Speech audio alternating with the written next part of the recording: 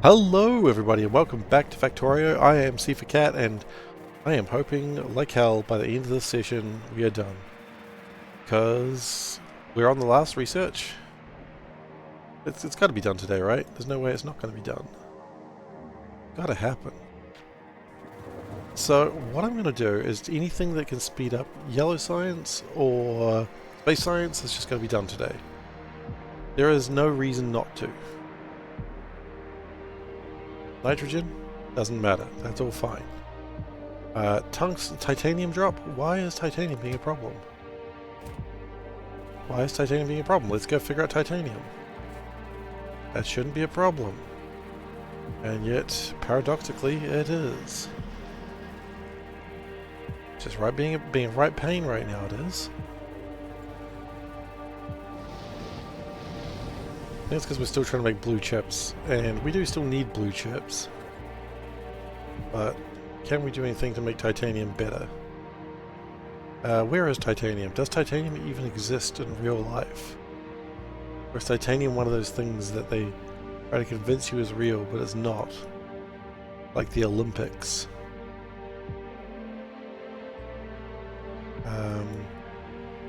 I don't even know where my titanium is anymore. It's just long gone. Seriously, no, where is my titanium? Man loses titanium, more at 6. Seriously, no, I do not know where my titanium is. South of ammonia, okay.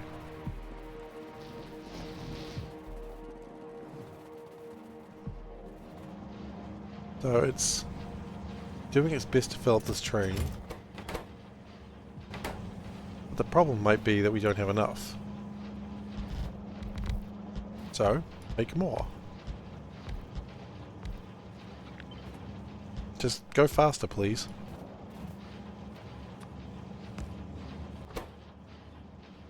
I don't have time for these dilly-dallyings around.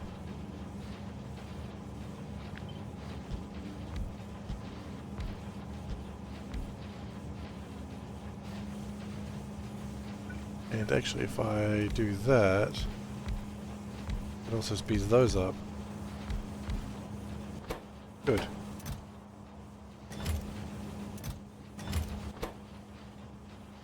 Look at it go. There's 2 machines making more titanium than you can possibly understand. I'm actually worried that perhaps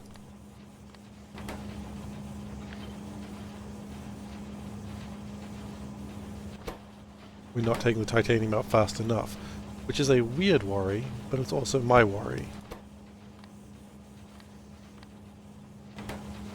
Oops. Oops. There we go. Because I like how you can sort of see the green number slowly growing. It's just ridiculous. Seif is too early. Seif doesn't have time to wait. This is not a waiting day. This is a getting shit done day.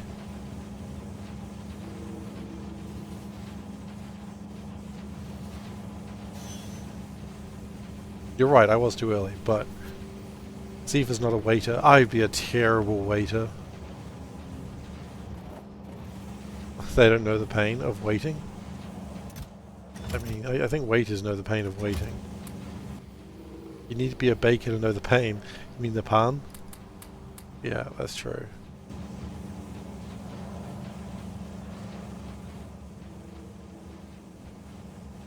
The pun. Yeah. As long as the titanium keeps coming through.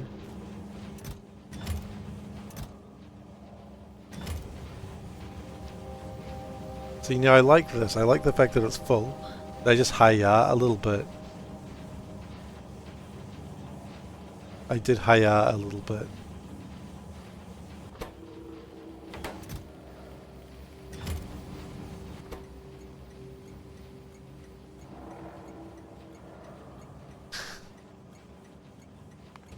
Look, it was an accidental hi-ya. It's okay. I don't judge those.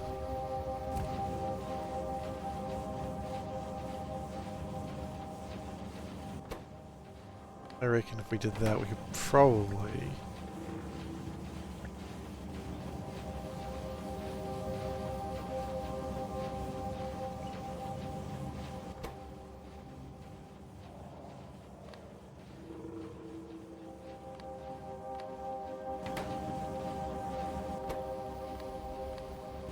That should do pretty well. Oh, I think a train's coming now. Yes, here it is.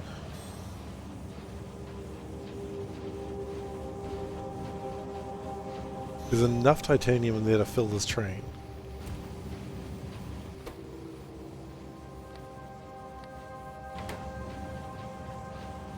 And almost the next one as well.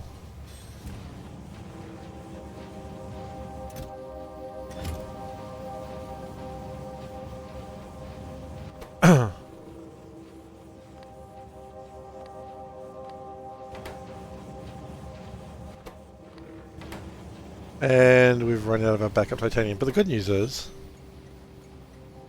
we don't need backup titanium because it'll just coming through. Oh, hey, that's... No, that's fine. Okay, cool. Titanium should be fine. Who got first? Nuke came in early. Nuke got it. Don't worry, West didn't get it. Early nukes, yeah, exactly. You always want to get early nukes. You don't want late nukes.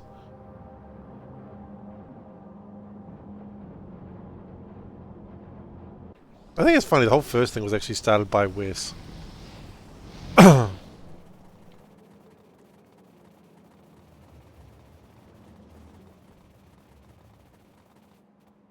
Like, that's why it was started. And it was immediately regretted.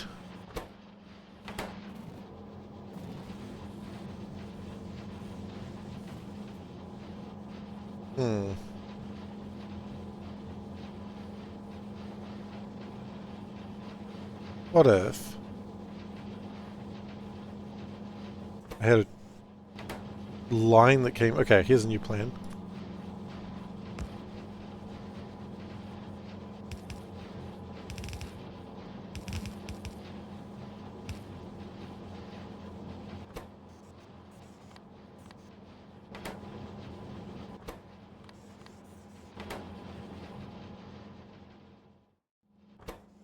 Look at the time. Oh, indeed. Cat time. It's a good time, if you ask me.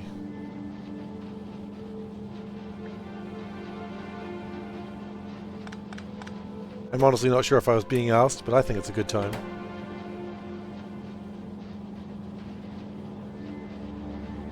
Okay, Cobalt's doing a weird, funky thing. That's alright, we just do that. Sideload the Cobalt.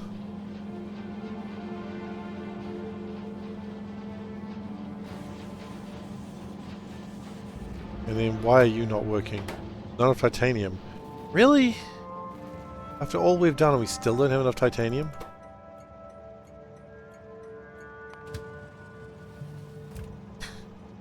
Like, how much titanium do we need? Unfortunately, the answer appears to be more.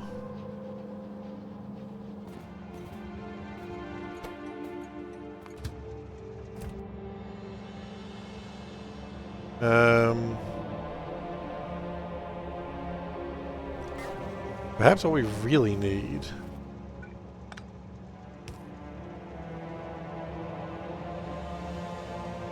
is second train.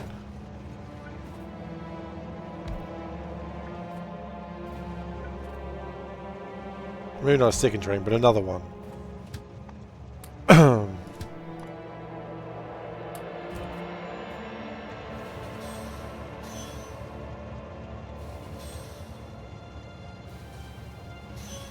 Oh, it doesn't even connect. Fascinating. There we go.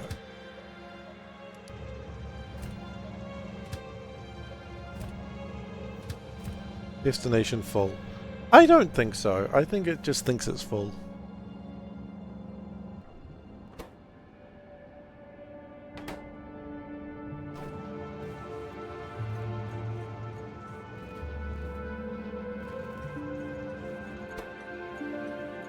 And allow 2 trains, which we've done. Good.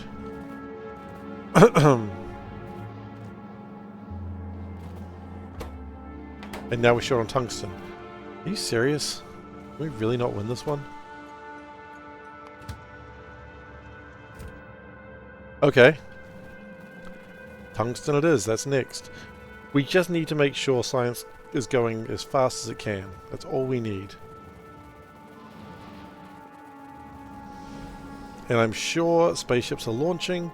I'm not going to worry about them right now. I will worry about those next though.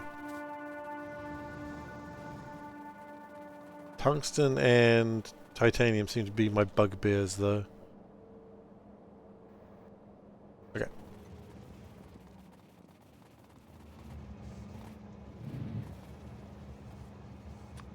Yeah, just upgrade these. I don't...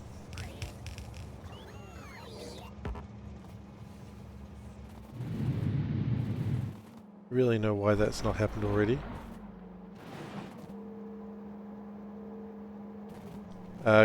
Cobalt ingots. Apparently a huge problem in this neck of the woods. Because we're making cobalt steel. That's the problem we keep running into, I think.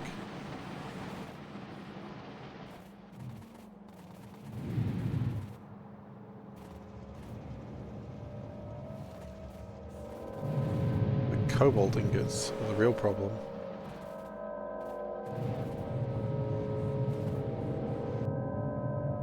Okay, and meanwhile this is making more spaceships. I mean, the hope is if we make enough of these, maybe we should run a circuit to actually make sure we don't make too many of these. I mean, would that help? It would stop titanium production, it would stop tungsten production being needed. Yeah, that would actually help. So let's go down here, figure out the science numbers.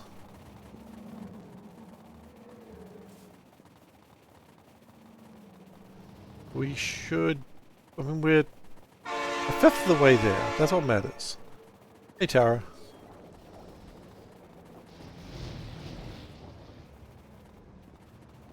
Getting closer. I mean, all going well, we finished today. So closer may not be the right phrase. I don't know if we will finish today. I thought I would, but now I'm just really double-minded about it.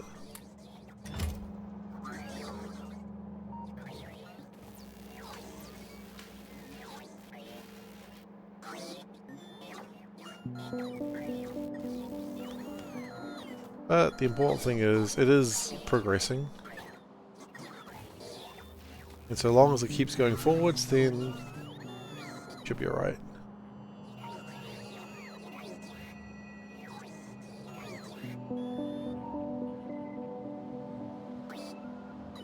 I'm pretty sure it'll be okay. Space science we do need more of. Can we do something with cobalt? That apparently is my issue. Which is surprising, but also true.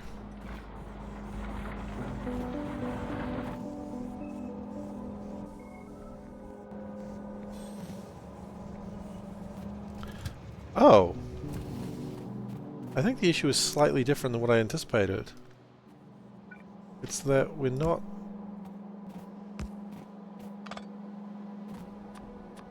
The issue I thought was that we didn't have enough cobalt. We may actually have enough cobalt, we just might not have enough cobalt trains.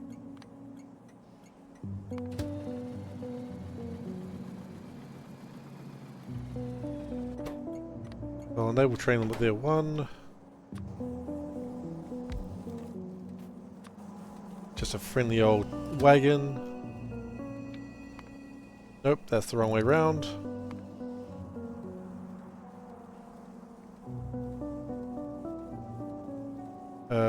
Cobalt ingot drop. Make those faster, please.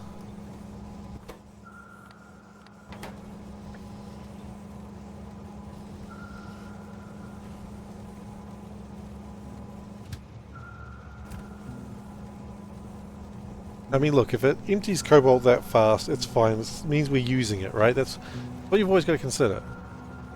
As long as you're using it, destination full. Okay, that's perfect. So what I would like to do now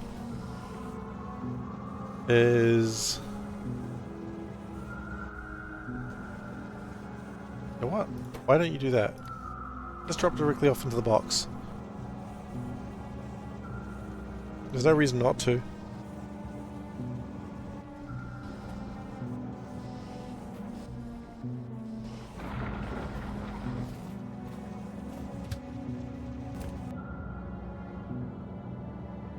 Okay. This point tungsten should be coming in right fast. It is, but... No. Not because we ran out of tungsten ore as well.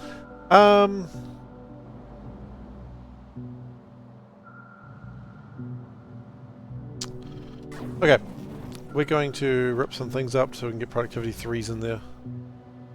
We've got a couple. I would like to have more.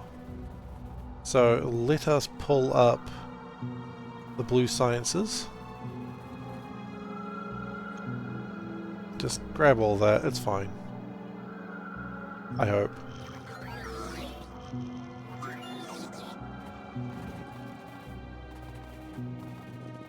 It's probably fine.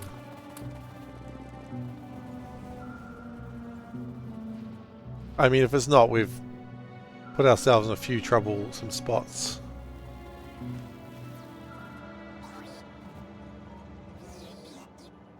Yeah, no, it's easily fine. Cool. Good to know.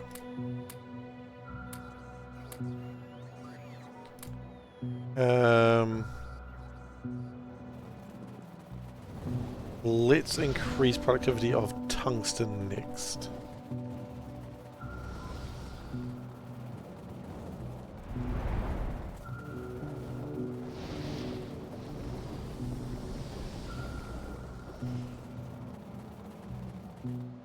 That way when we make tungsten, we make enough of it.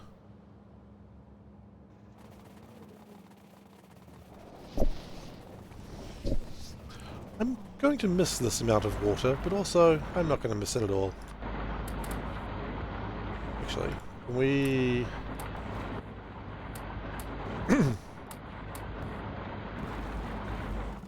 This was doing 587,000 per hour. Okay, that's fine.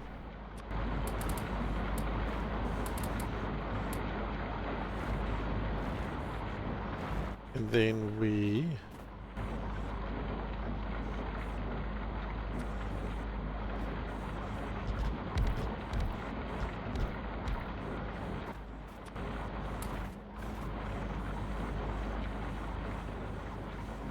I mean, see, if we do that, then congratulations, we've made more.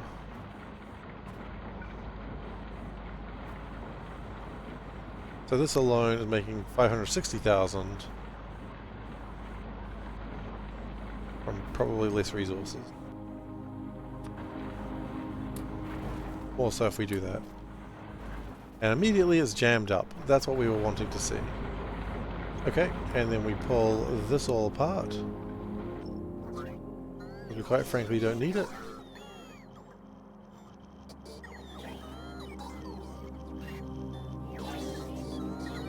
We reconnect everything that got disconnected when we did that. Plus a few extra frames just to make sure.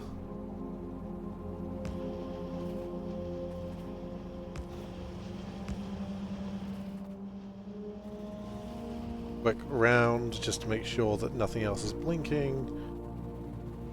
Nothing, nothing is blinking. BRB, everyone.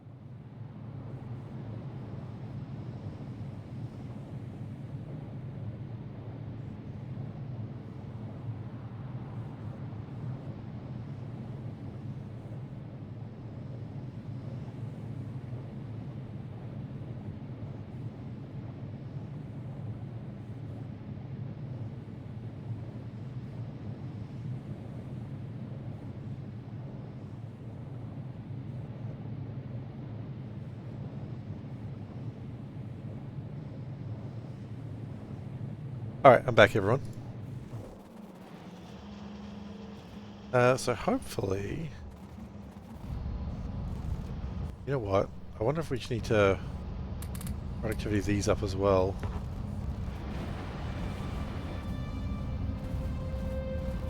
I think we do.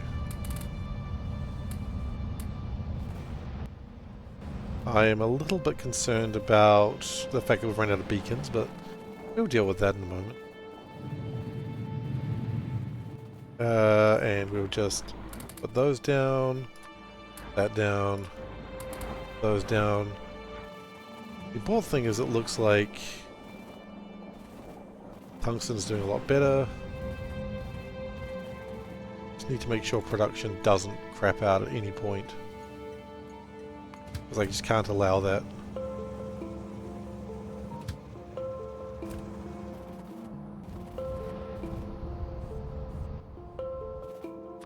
But as stated, it is looking better.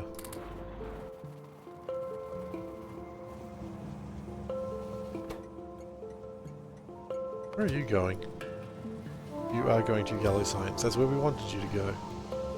Aha, we've tricked them. We've tricked the system.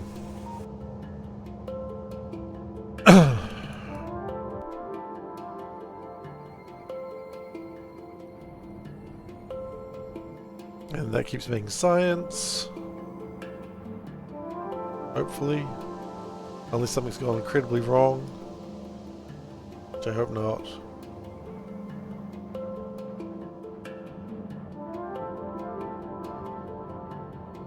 I mean, it's looking good, right? The only thing I might want to do is maybe make tungsten be able to slide in there a little bit easier.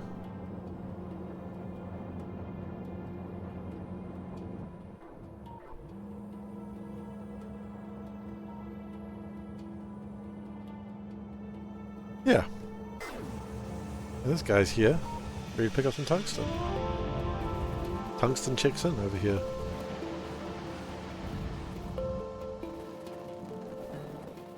Okay, this is good. We're at 23% science. That's good. That's a higher number than we were at before.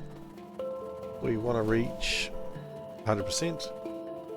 And then we just want to get it done. Get her done, as they say.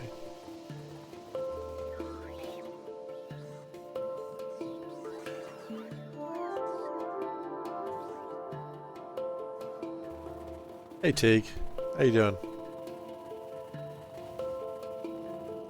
So what's remaining? 77%. Ooh, we're fine. 77% remaining. That's doable, probably.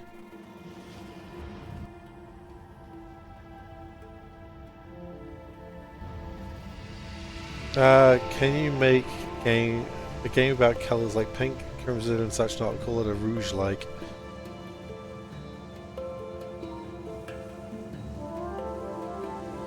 You know what? You could just make it a roguelike.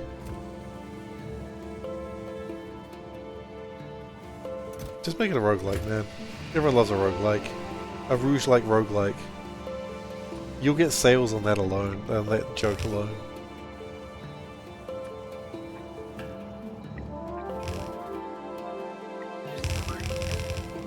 Or at the very least downloads if you're doing a free... Man, roguelikes used to be free. Do you remember that? Like a whole bunch of free roguelikes.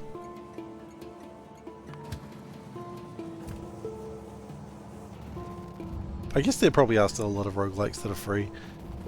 I think the... What is the game that really made roguelikes become, like, really popular? What was the catalyst there?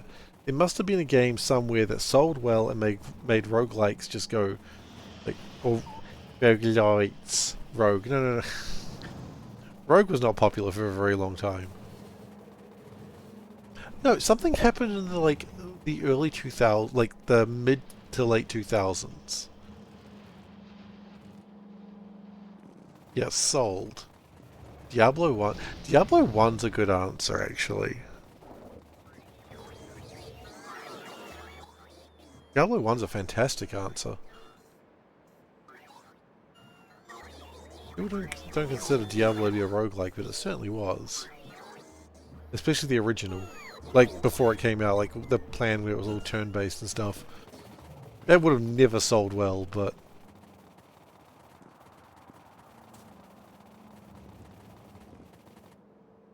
reading the history of, like, Rogue and... oh, not sorry, Rogue. Diablo, and how, like, that game should not have been as popular as it was. They got so lucky. And... good on them. Like, you know, working with Blizzard, and Blizzard's like, alright, we care to see your multiplayer build, and they're like, what now? Your multiplayer build. Because the game's got multiplayer. That's the arrangement. The game's got multiplayer. This is embarrassing. What, not having a multiplayer build? And they're like, oh, we don't have a multiplayer build, and they're like, guys. Guys, please, don't be like this. Don't be like this. See, I go with the line that, what was the guy? Oh, he made Call of Cthulhu stuff as well. Oh, I forgot. Because the cover art you thought it was too heavy metal satanic. I mean, I knew it was going to be, like, more Doom in the sense of the demons are the bad guys. Which I'm cool with. I'm trying to remember the name of the guy that did Call of Cthulhu. It's bothering me now. I want to say Peterson?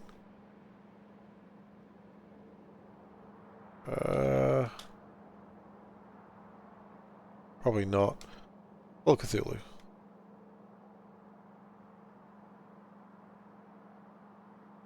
What's your name? What's your name, man? Sandy Peterson. But anyway, Sandy Peterson, he worked on Call of Cthulhu, but he also worked on Doom, and he's actually very, very, very religious.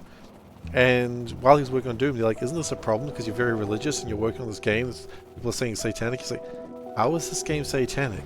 You shoot demons. You're not friends with the demons. Like, this is not a satanic game. It's the complete opposite of that. And so...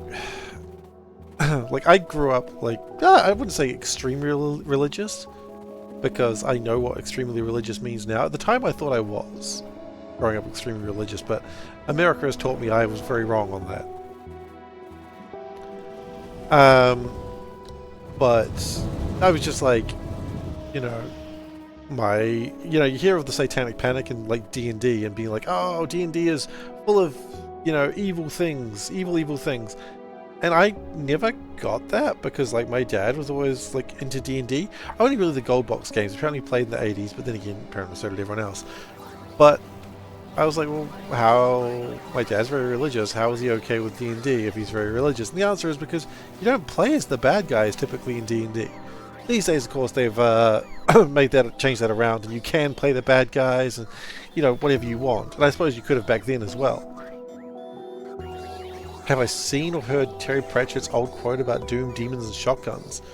No, but I mean, if you don't mind copying and pasting of the chat, I'd be more than delighted to read it. Terry Pratchett was a smart man. He understood the world in a way that a lot of people probably could use to look at the world.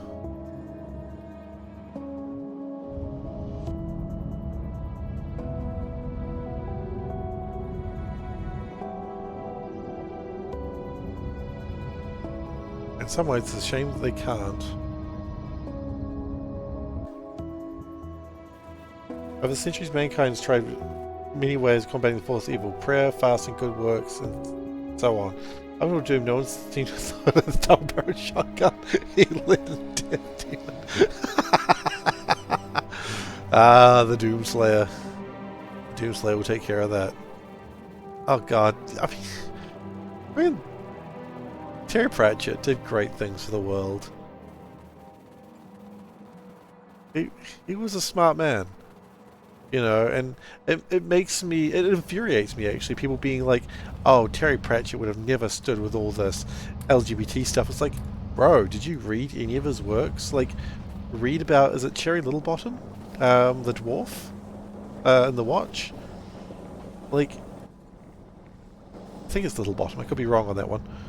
But just such a friggin' great character, and then like such a great arc. And they're like, no, he would have been anti this. It's like, he bloody wasn't.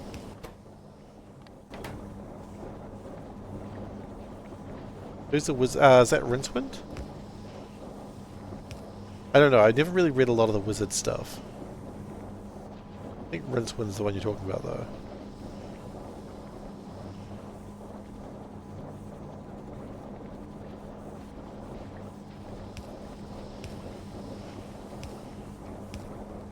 Okay, don't mind this turn. It's totally fine. It's a natural thing. That's how turns go.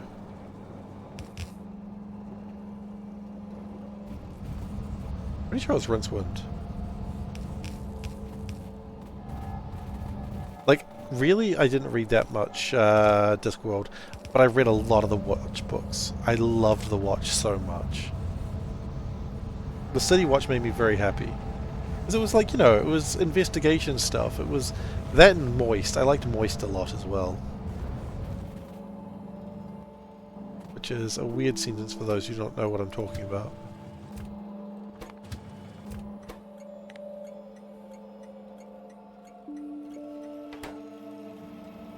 I didn't finish reading. I mean, I never finished reading all the Watch books or all the Moist books, but they were good. A weird thing to say. I enjoy reading the Moist books. There's a character called Moist. That's what I mean. He was a very interesting character. He was a con man gone right, and a con man that like sort of was forced to do the right thing and realized that being a con man in the right place actually allows you to do some good in the world, which is just a wonderful concept.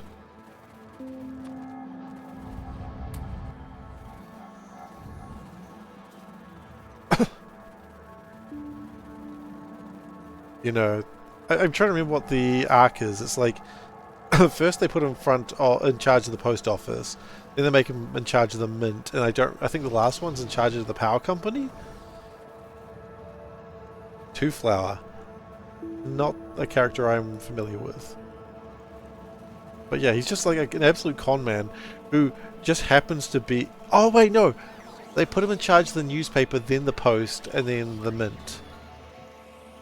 That's the order. Maybe they do put him in charge of the power company, I don't know.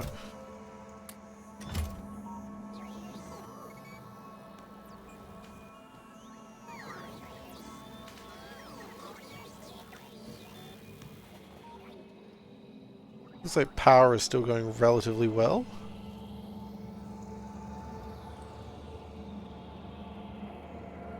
We may actually need to speed up science usage.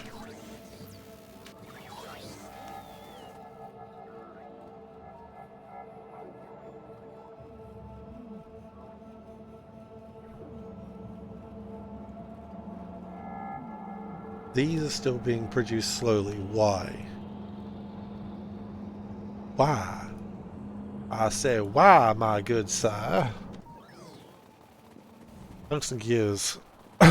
But I mean, yeah, the Watch was always my favourite. I loved Vimes, obviously. Who didn't love Vimes? Samuel Vimes is just such a wonderful character.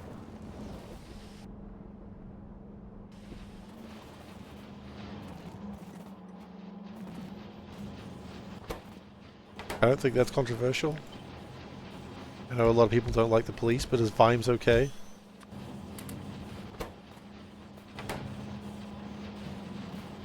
That's a valid question.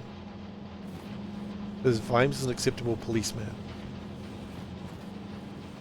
You know, in the world where ACAB exists.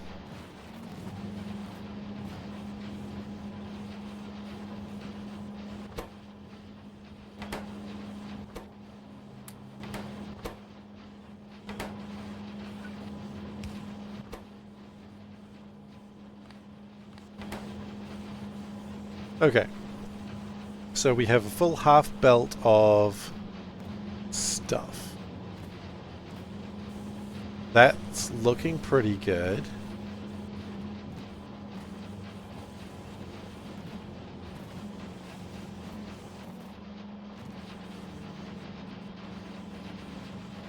You know what? I'm gonna send the feelers out on this one.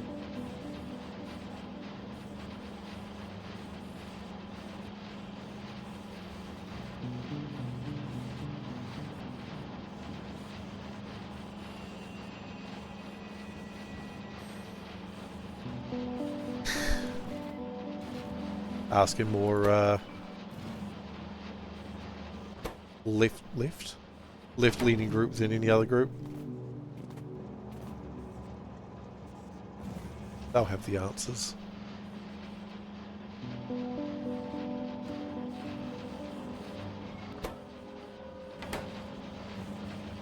Alright then.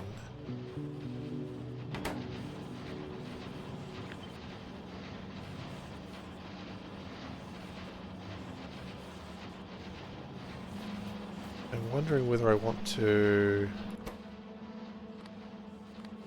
that.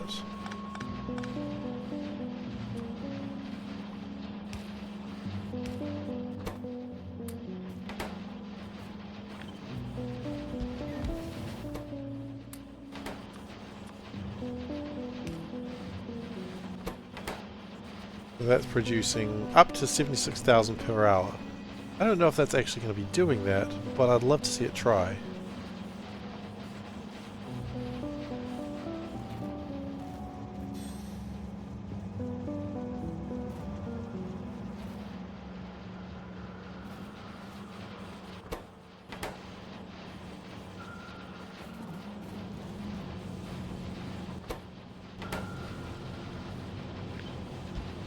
Another one down.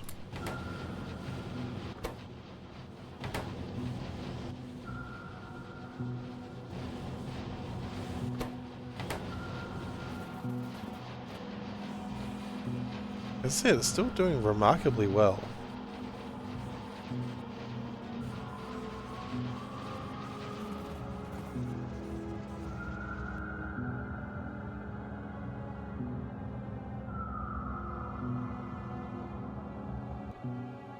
I am a little bit worried about my space science, of course. But I don't think that's too unexpected. Yellow science still hasn't even picked up all of it.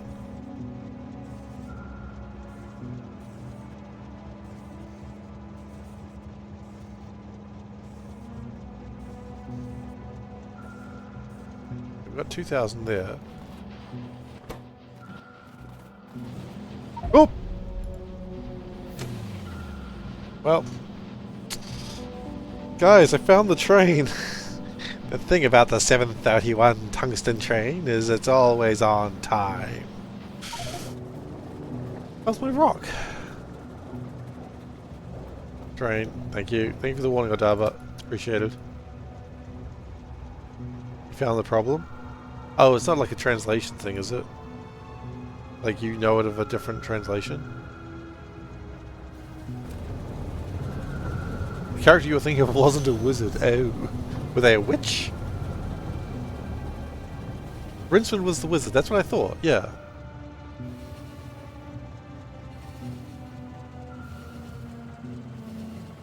I mean, there was a few wizards, but Rincewind was the main character of the wizard books.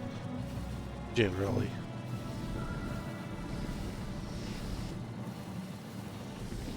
It was possibly a companion or minion of Rincewind. I like the magic system of Discworld. That like magic is never actually something that is actually very useful. You haven't read the Discworld books, okay.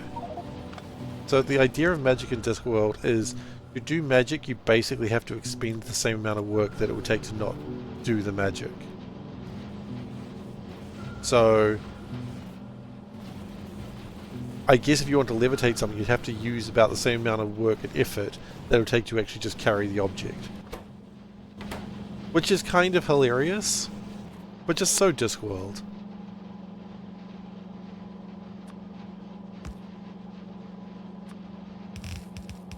You know, oh, you can do magic? Bad news, you actually can't. It's not very useful. New flower and they're bi-curious.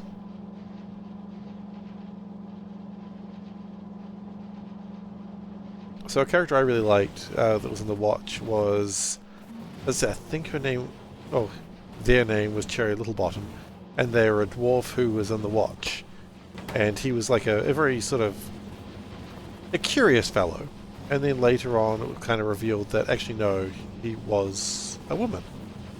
You can't tell with dwarves because the beards and all that, they all sound the same.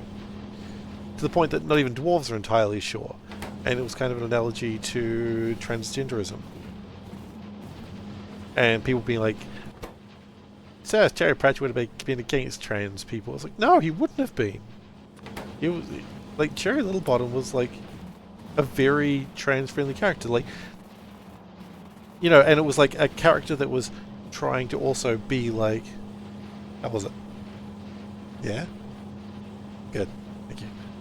But it was like a character that is one in like a world which doesn't quite understand them, but is still trying to make headway. And when they go to their kingdom, it's like people are absolutely upset that they're wearing like a dress, because, you know, a dwarf man does not wear a dress.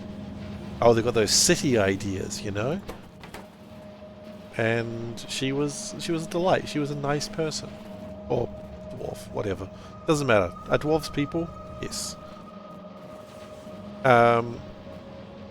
And from the start of the Watch books, the Watch was just like a few guys, and the Watch expanded to just be like this really multicultural group that did different things and like respected people for what they were and who they were, not necessarily where they came from. You know, they had like a werewolf, they had like a gargoyle in the Watch, they had imps, they had literal vampires, and it was like, it doesn't matter because, you know, at the end of the day, you're still a Watchman. they had vampires, they had gargoyles, they had golems, they had imps, they had a woman. That was a joke they did once because it was like, oh gosh, we can't deal with this. But it was like, yeah, but they were all like, exactly, yeah. Turns out she was one of the most competent people on the Watch. And then they had Nobbs, who they're not quite frankly sure what Nobbs was. Of the vampires on Night Shift? I believe so. They also had like the gargoyles doing like the stakeouts, because no one pays attention to gargoyles.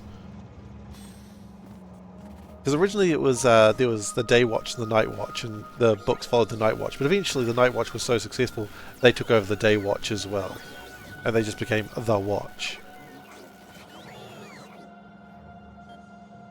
We are running out of science. That's bad news. And you know, a lot of it was Vine sometimes being like, I'm uncomfortable with how this the Watch is going, and people are like, no, but it's good. Okay, really sure about this. I'm familiar with the old ways, but it's like, no. And, you know, Vimes himself came to become like a better person.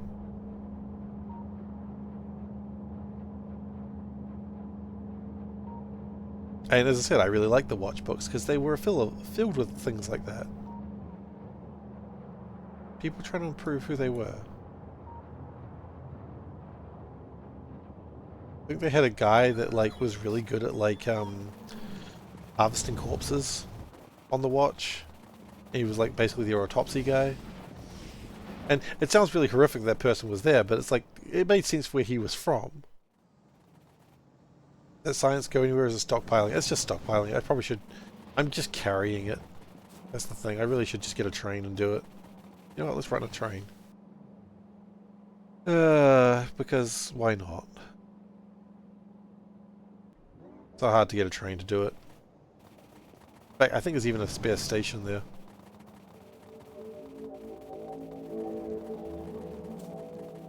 Let's just stop doing this manually.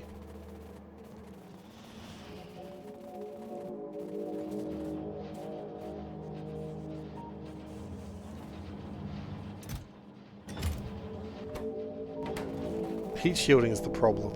Okay, got it. And we improve the heat shielding. Probably.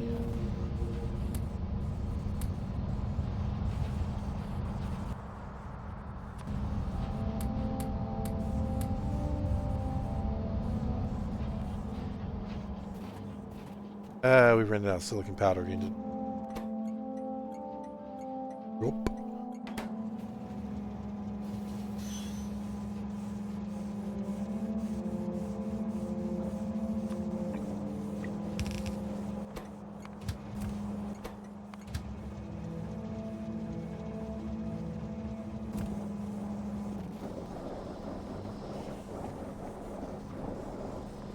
Taking a break from your Riverworld game, we are tired of the number of trains you set up lately.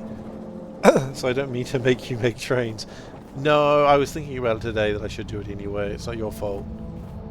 Don't worry, I'm not blaming you for that. It's legitimately something I was thinking I should be doing anyway.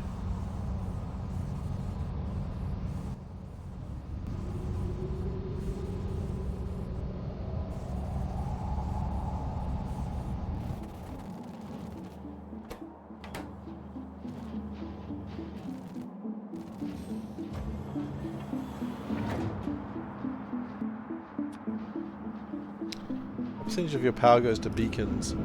The answer may surprise me. Quite a lot. Oh wait, no.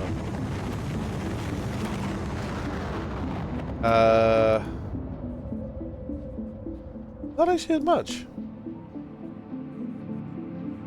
I mean, it is the most consistent thing. It's 2.3 gigawatts. Not as much as you'd think, I imagine. Might be the takeaway answer there. Roughly, probably 10-15%. I mean, that's on the beacons alone, though. That's not like on what the beacons are actually doing.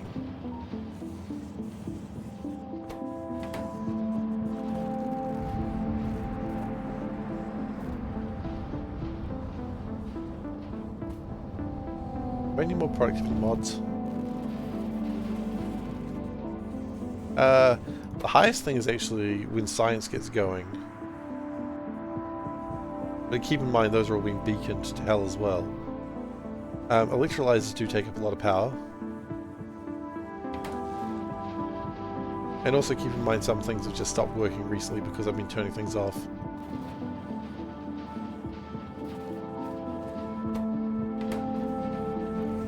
I feel like the end of Seablock usually gets pretty heavily beaconed up.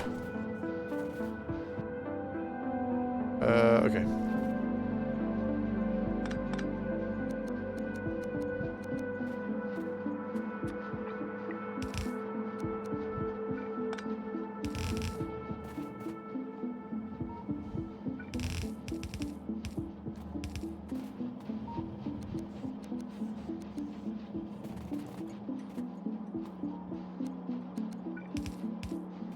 I feel like at the end of Seablock, if you're playing it right, you're just going to start throwing a shit ton of beacons around.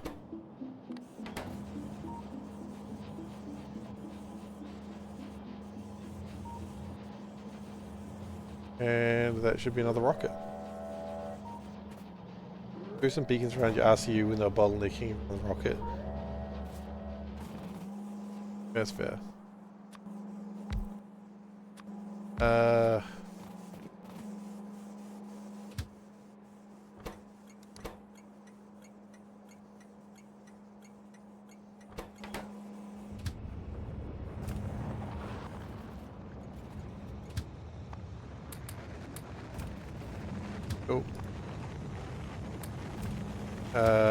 Wait condition. Inactivity of 30 seconds. And also...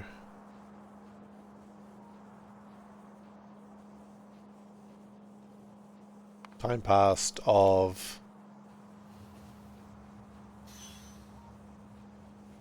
One time passed? No, what I want is item count, anything. Oh wow, anything's not an option, huh? Okay. Science greater than 0.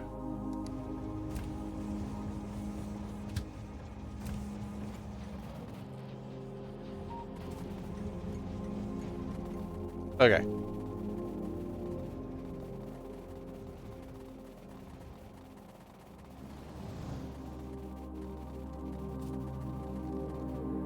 I go with blue chips. Oh, the rain's come back. Rain's been very active today. Very actively rainy today. Okay.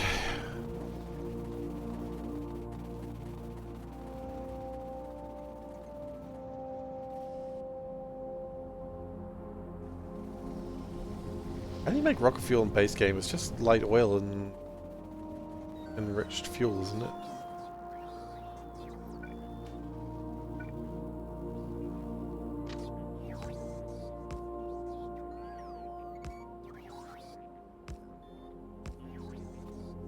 Can't remember. In a while.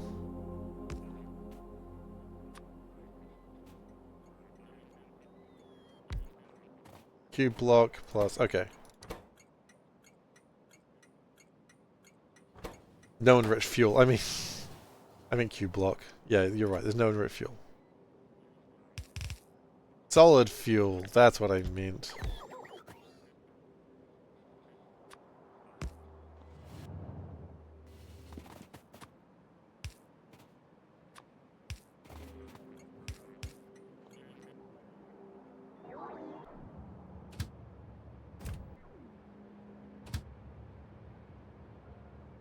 Okay, and then like that. And that should fix that.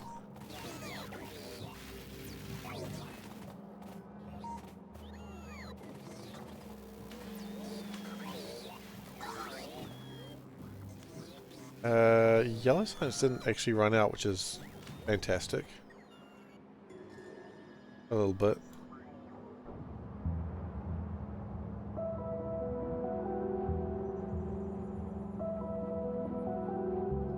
We have 65% of science to go. Out of curiosity, if these all fired off, if we made enough science, we'd be good. The problem is I don't think we make enough science.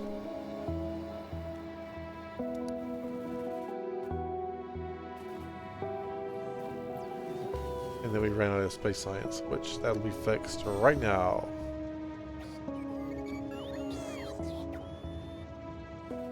Yeah, we need to make more space science. That's actually becoming a huge problem. Cobalt, leave that alone.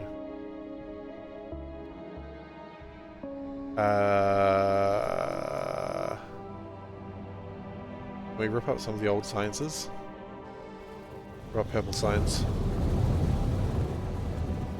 We need to be launching ships faster. That's the problem now. It's not yellow science, it's space science.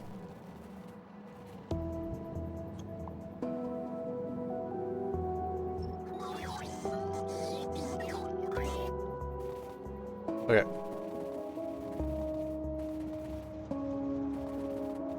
Come on.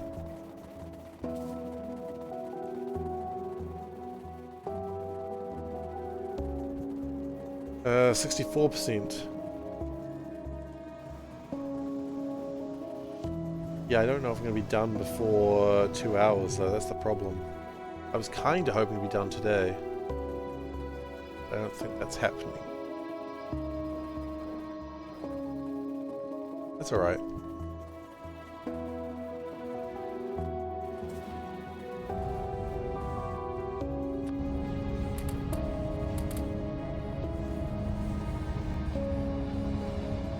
Extra productivity could hopefully probably slow things down a little bit, but also make things more productive. We'll have to be very loose with the definition of today. Unfortunately, if it's not... I do need to sleep. I do need to get to bed at a reasonable hour because I do need to go to the office tomorrow. So, I understand what you're saying. I do get that, but I still need to not do that. I mean, you say just kidding, but you're also kind of not, because I feel it too.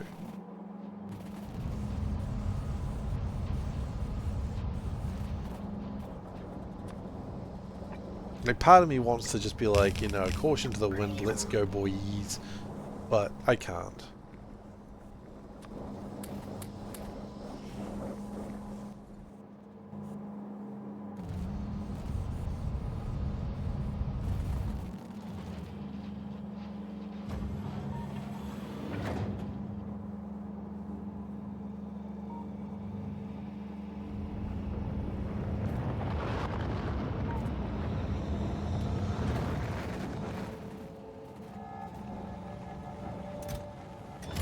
As stated, I really want to.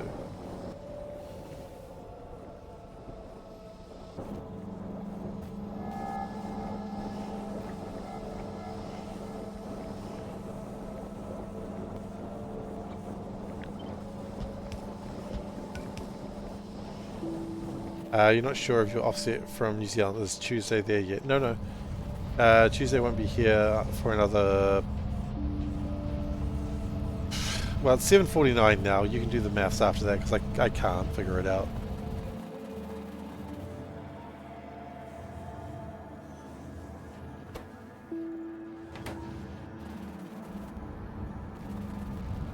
Circa 4 hours. Yeah, around 4 hours. I mean, 4 hours I could definitely do it, but I'm not going to.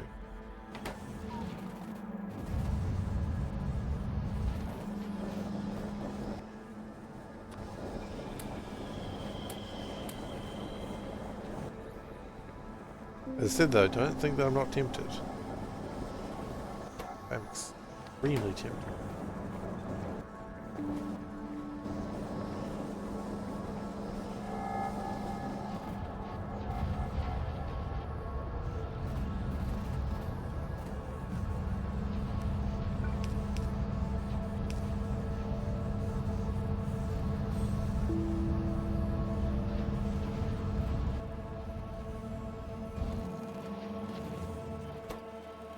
Okay.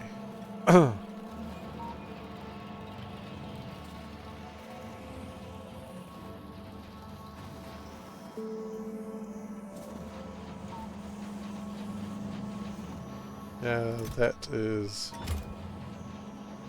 Yeah, I mean, as long as everything's just sort of going along. Another rocket coming up. Nice. I almost wonder if I should do another one of these. Yeah, there's not really room for that.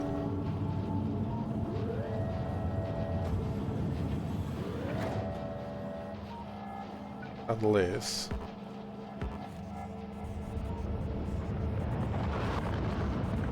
Oh. Unless...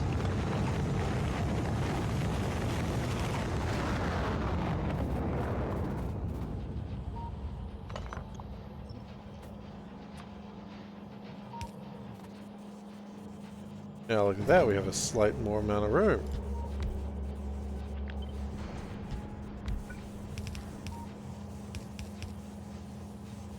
Then we put a box here. Put a box here.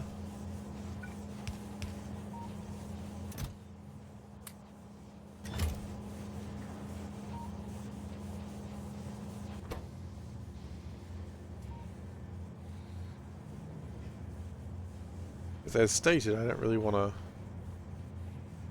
wasting time.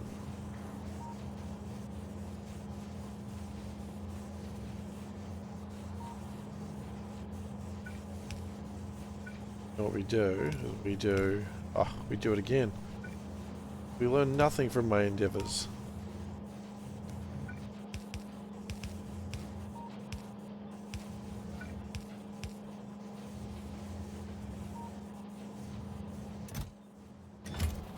There should be hopefully more fuel coming in any moment now. Oh god, I hope there's more fuel coming in.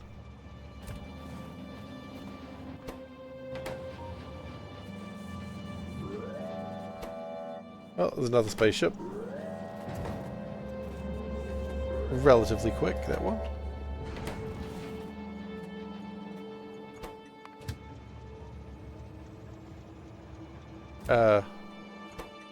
Oh.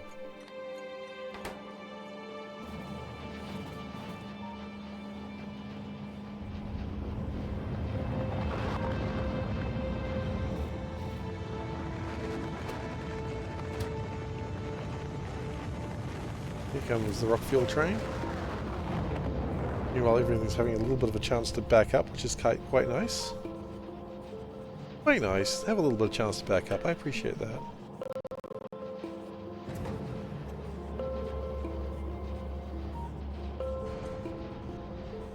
It's not going to go anywhere right now because the fuel's going to get a little bit of... Oh, there's the fuel now. I'm over here just telling lies about fuel.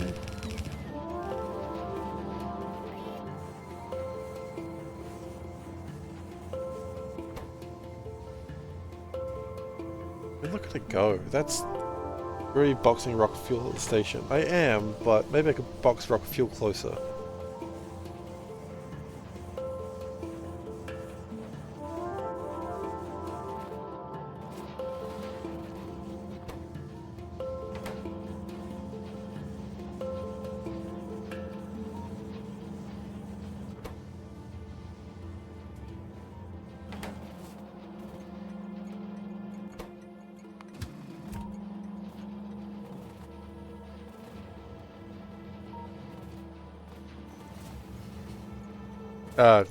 Excuse me? Oh, and. Or. It just took like one swipe and it was like, we're done. I don't bloody think so, mate.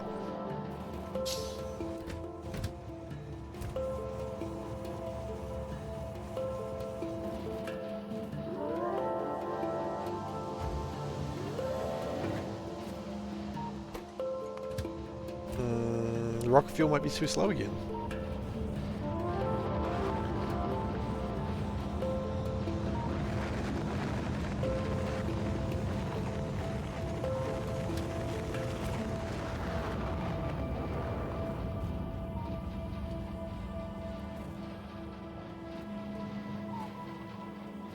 I think it's going to run away before it gets there. Oh no, it might not actually.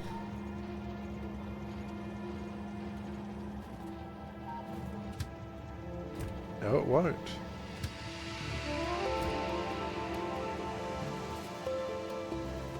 Okay, rocket fuel is the problem once again.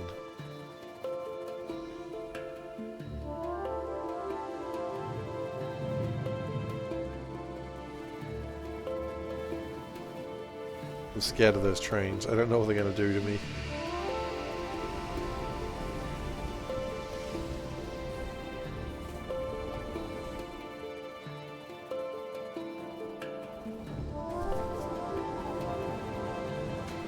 Okay.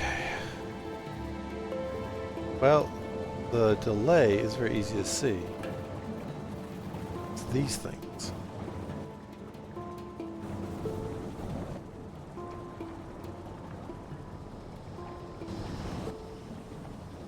Of dimethylene gas.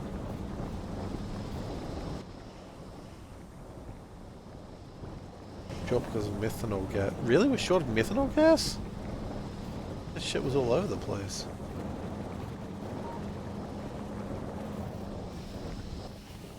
Like that. That shouldn't be a problem.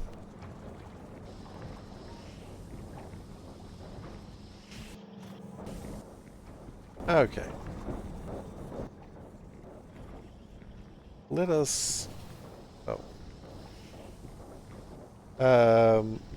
They might make you post your old pics to Twitter. It was not scrolling down there. I'm not sure why that was. Sorry about that. I don't know the context.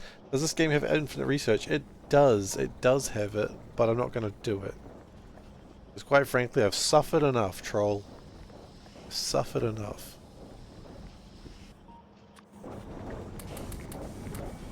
I say that as someone who likes this mod.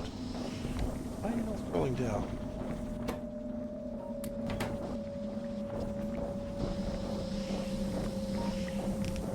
This is usually the part where I realize that I hate everything in life. Just the part where I'm just trying to finish it off. Like, nothing makes me happy at this stage of the game. I just want to be done.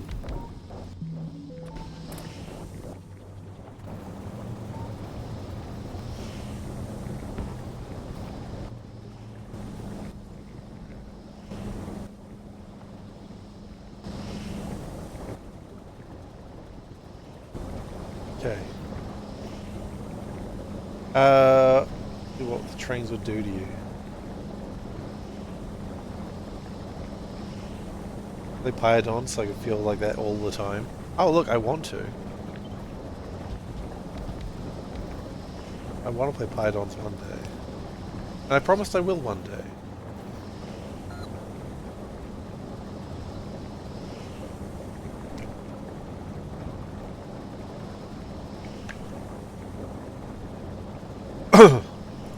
don't know how far, if I'm going to commit to completing it, but I certainly want to give it a go one day. Okay. This looks like it's helped my fuel production. So what I'm going to do next for the next little while is try and get the achievements I haven't got. So I want to try and lose my spoon.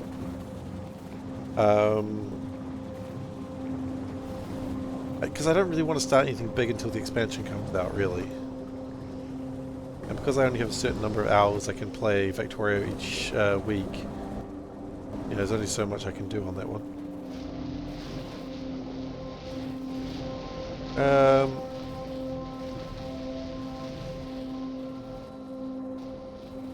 So yeah, it's just gonna be some losing my spoon runs for a little while. I know it's not exactly highly exciting or new, but why does lose my spoon sound dirty when you see it? Well, I didn't tell you where I'm putting my spoon.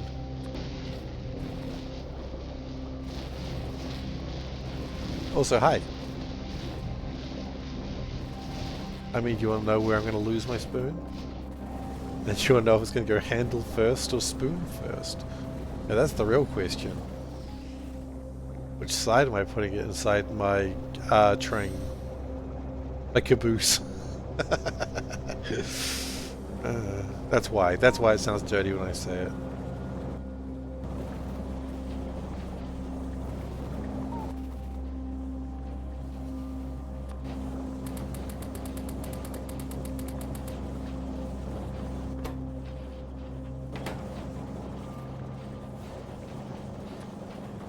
Always use a flared base. I am aware of that, but thank you for the advice.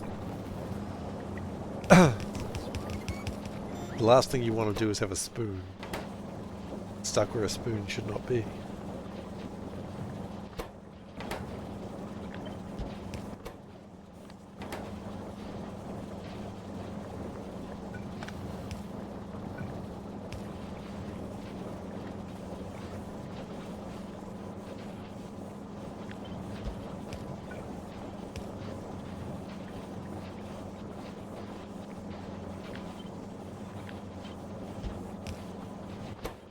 Okay.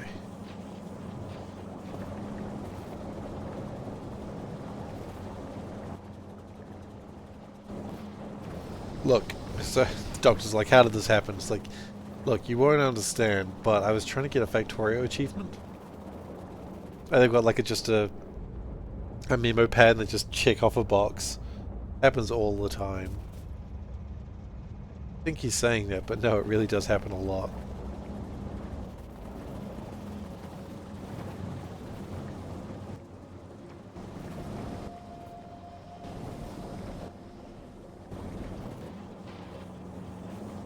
Okay.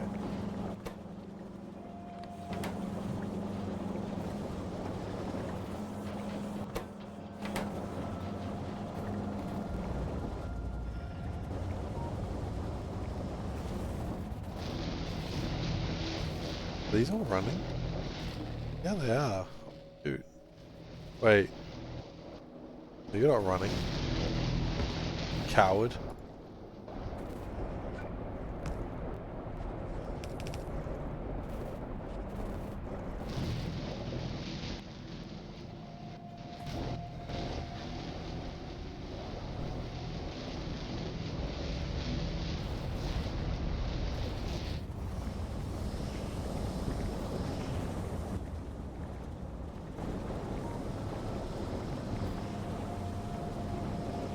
Bro has a squeak through mod. I do.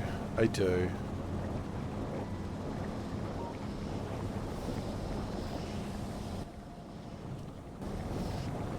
Like, it's just... building sucks. This Factorio... the factory management in this factory game sucks. I don't want to do that.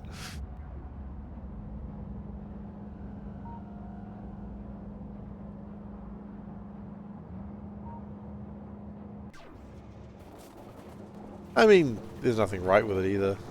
Why are you not scrolling down automatically, Twitch? Why are you being like this? What's the bottleneck right now? I believe it is actually rocket science. So, and I believe that bottleneck is hydrogen. Hail hydrogen!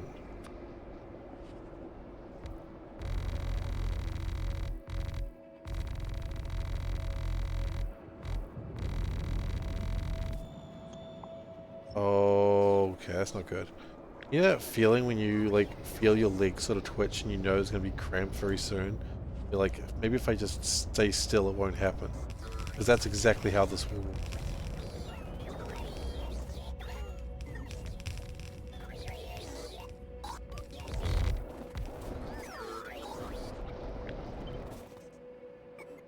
Yeah, no, I do need to move my leg or I'm going to be in real pain. Oh. The world is truly harsh. It forced me to move my leg.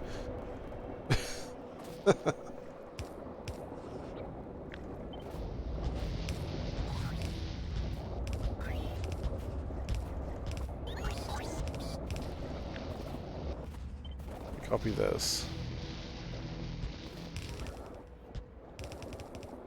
Looks like we ran out of flare stacks, but that's okay.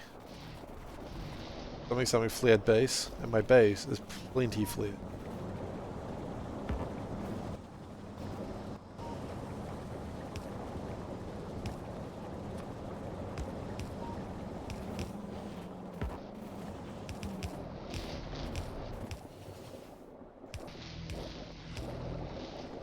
It's crazy how basically nobody's streaming Factorio right now. I noticed that when I was coming online. There was like 5 viewers.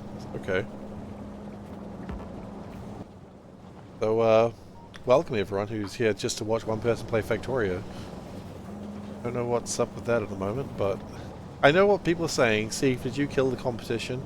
And the answer is not a second time.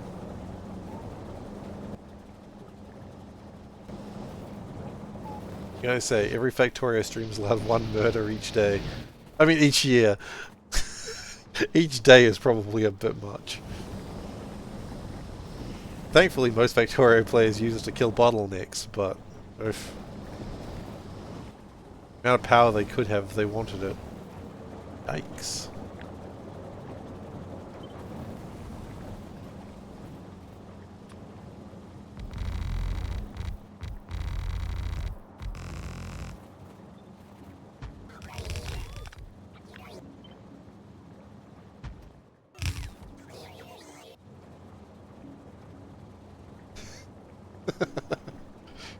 I mean, would I?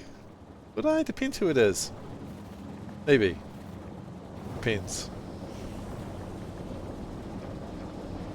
I mean, would I kill Maholic? No.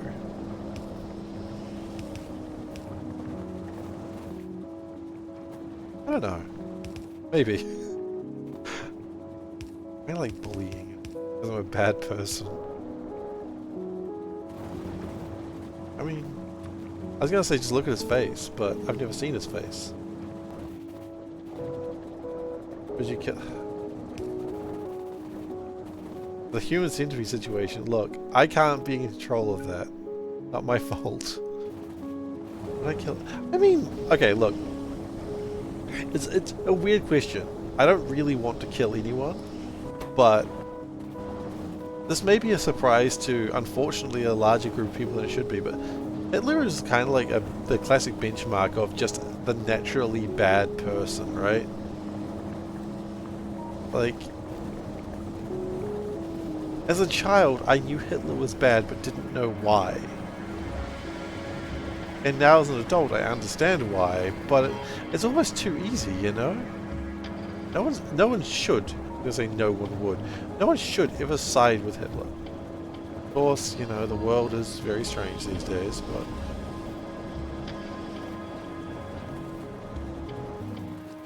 in ways that we could have never honestly predicted.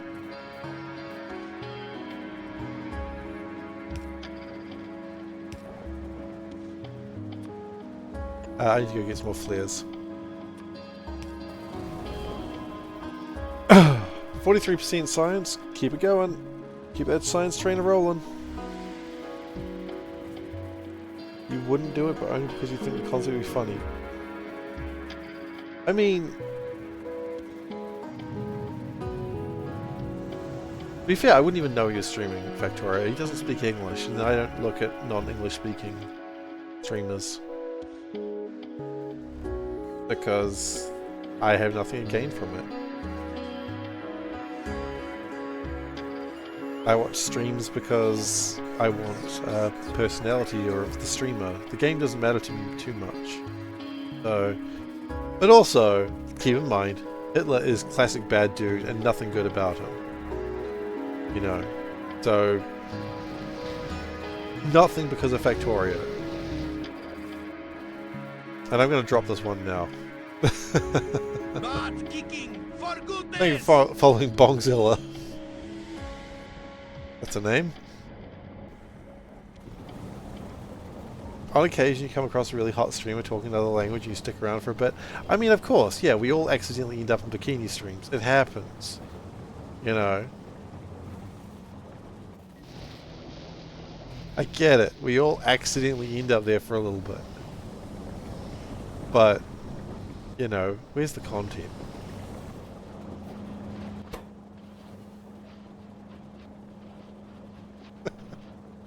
That's cute.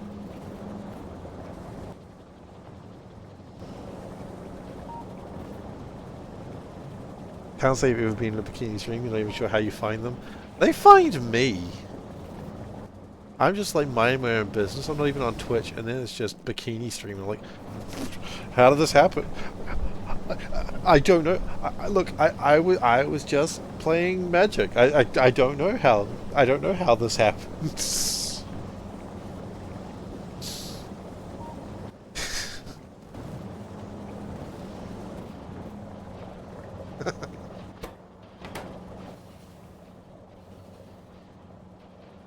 Anyway, moving on as rapidly as I can.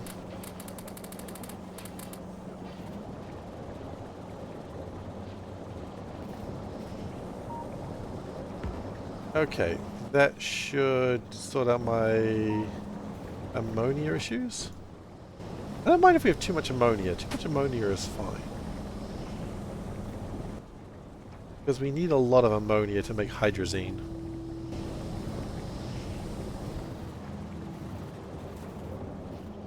It looks like it's doing well.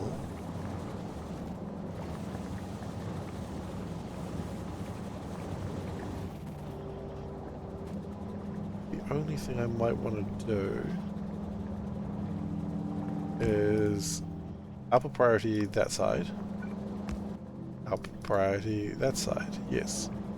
Then the question is, if we went down like this, do we end up with much?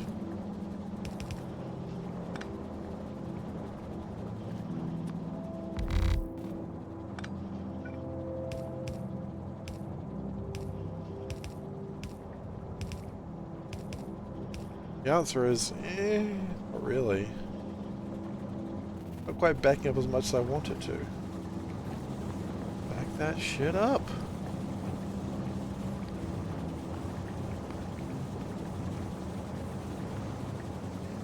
Okay, so after 4, just... that shouldn't be plausible anymore. Okay. Yeah, cool.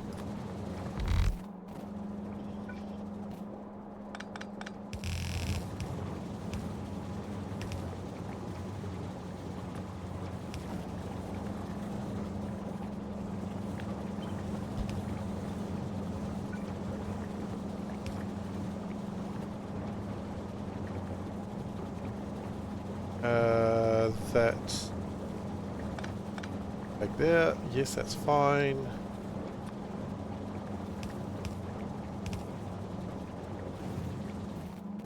Okay.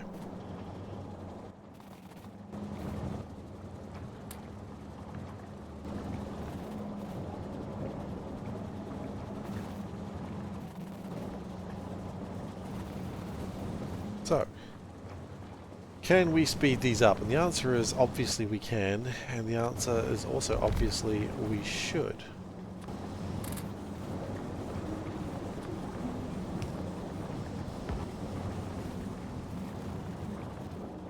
Because that should result in more fuel. That's all we need. It doesn't really matter how we get it, just that we do. Hydrazine remains the problem. Why? Monoclonal gas. Okay, why? Because... very good question. Why?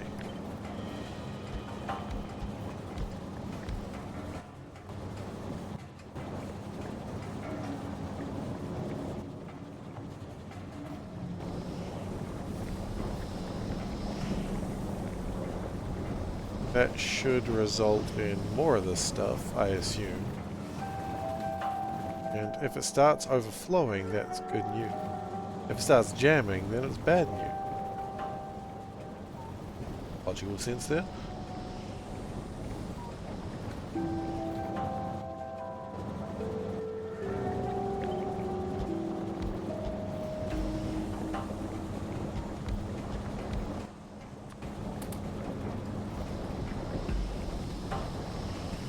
Okay.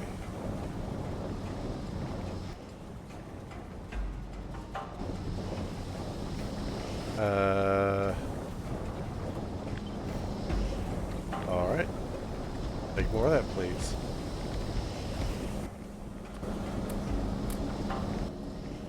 Because that results in more of that, which makes more hydrogen gas in a sense.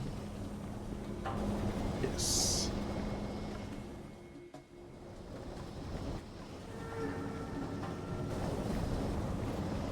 And that all looks like it's going pretty well, which means if that's going well, oh no, we've got overflow. Oh no, that's exactly what we were hoping for, actually.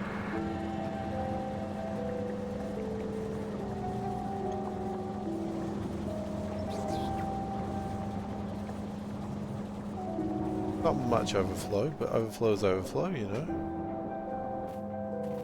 And then that's jammed up, nitric acid.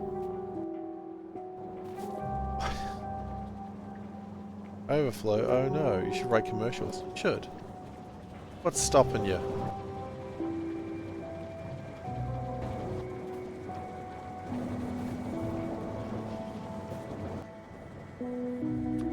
Crippling anxiety.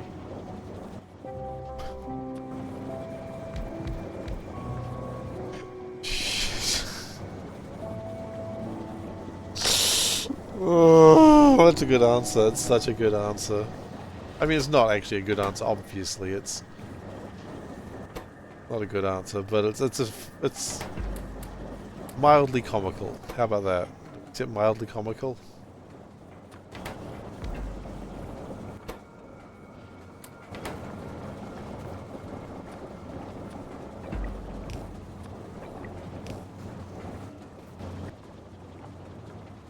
Okay. And make some more of that.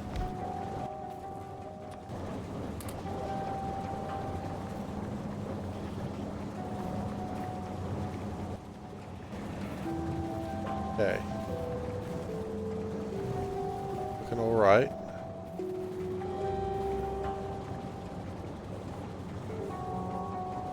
As stated, the main thing is that we just make as much rocket fuel as we can. How is my science actually going? What is the delay? Space science, we have no space science.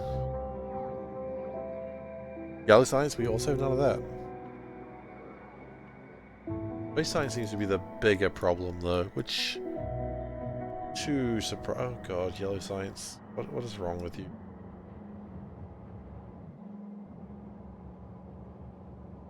%, though. Getting there.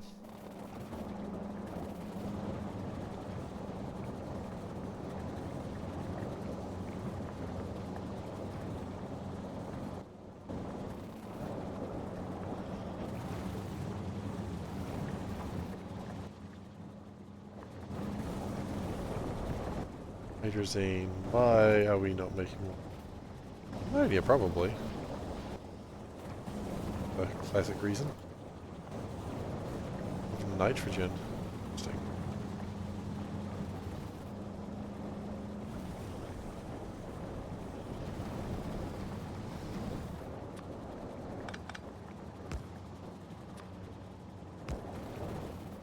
Can we potentially nitrogen?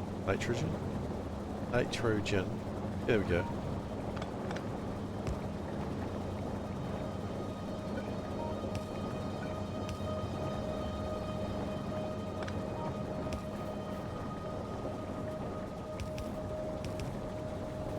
Crazy how you don't need to make your base expandable if you just leave space for beacons.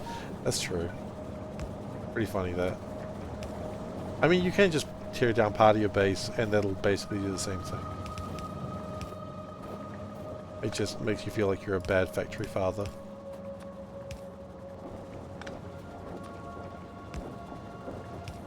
Or factory mum, you know, you be what you want to be. You choose your own rental scripter.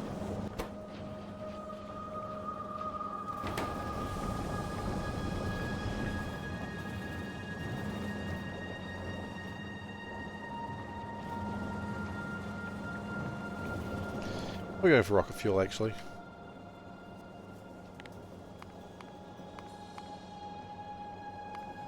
I mean, pretty consistent. Has anyone tried to receive speedrun Seablock? Yes, I think there is a record there. I think it was using Brave New World. It's not a bad run. It's just kind of wild. But yeah, there's speedruns for Seablock. I think it's like 60, 70 hours.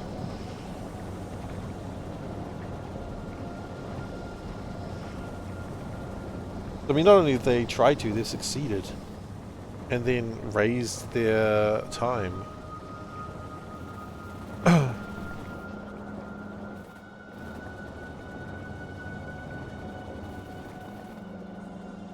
Tarnam or something like that.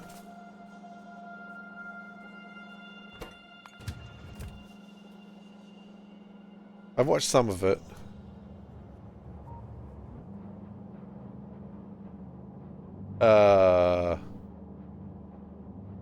Okay. Where are my satellites?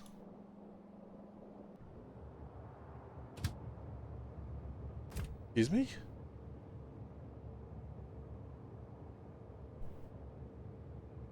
What are we short on?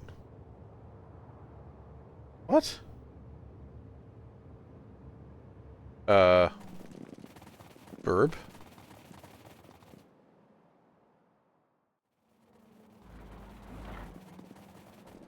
We apparently do not seem to be making satellites right now, which means something is broken somewhere.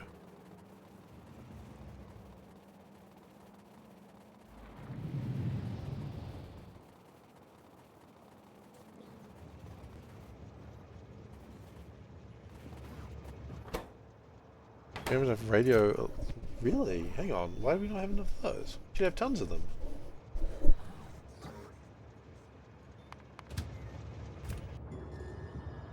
That's down here, right?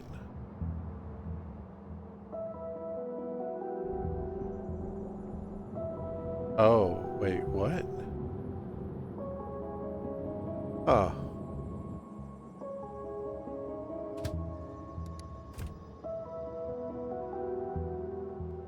How many of those do we need per thing? In. Okay, we have a problem. You need the same items from rocket parts, even if the recipe has changed. You need a couple other things. So it's heat shielding, rocket engine, RCUs, recipe changed. Low density, recipe changed, of course, and rocket fuel, recipe changed.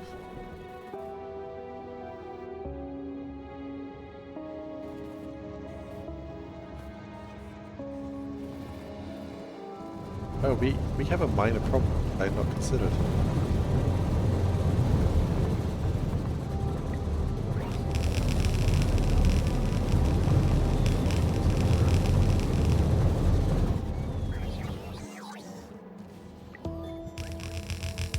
I'm hoping that this fixes it to some degree.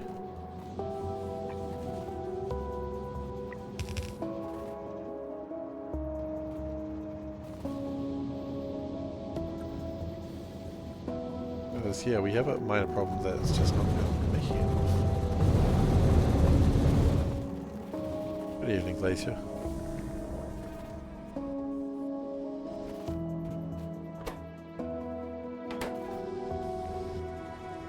This should be fixing the problem very soon. It's just kind of annoying that we let this one slide.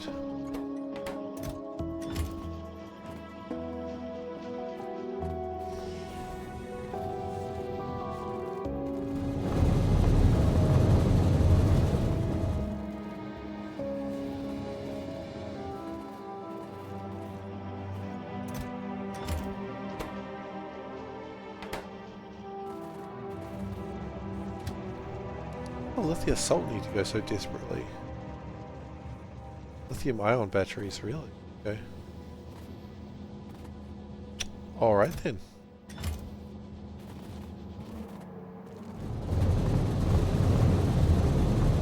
You know what? No. We're gonna go faster than that.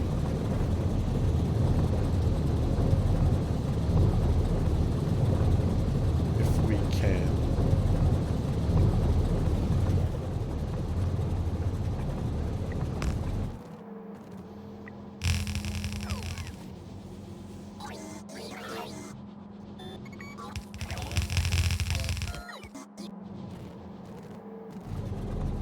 It should hopefully help.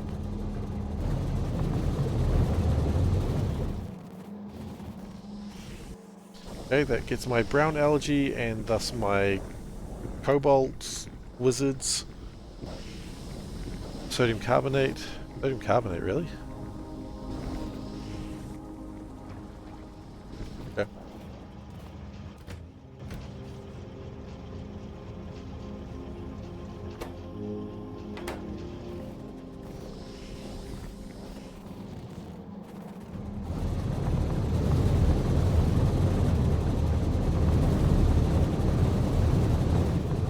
I didn't really expect that brown algae to be something we needed at this stage of the game, but hey, here we are.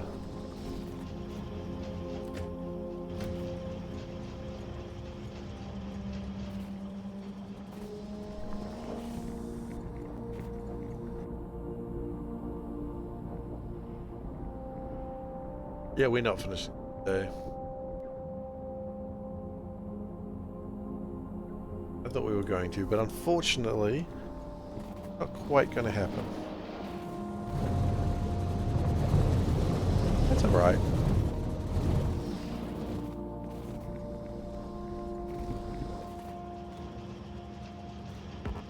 Just finish it on Thursday and start a new run then.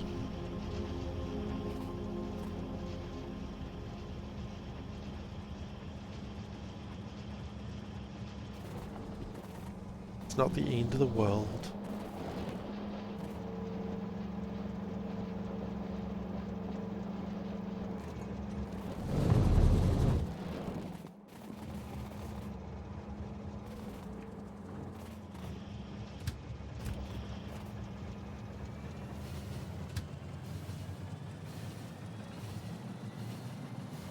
That'll be enough to make 5 satellites, which is pretty good.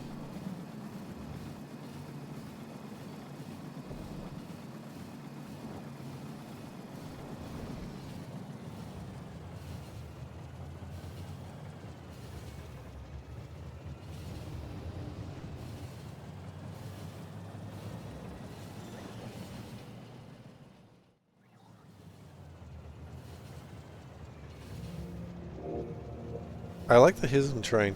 How's it going? What do you plan on doing for your next run? My next run is going to be some achievement runs because I've always wanted to do some achievement runs and it's like the appropriate time to do them.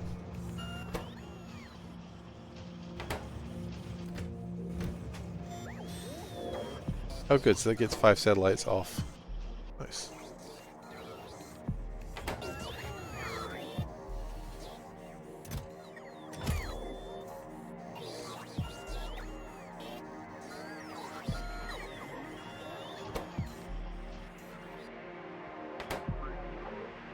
We should have a lot of resources ready to go. Yeah, we do. Good. Good. Oh wow, heat shielding stacked to 100? Know that.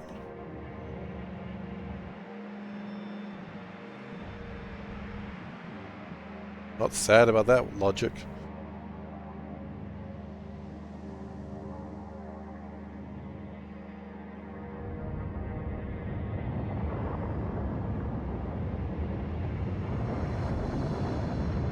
I do wonder how hard rockets are going to be to launch in 2.0, at least the basic rockets. I mean, they said you'd be launching hundreds of rockets, or did they say thousands? I can't remember. But lots. That's what matters, right?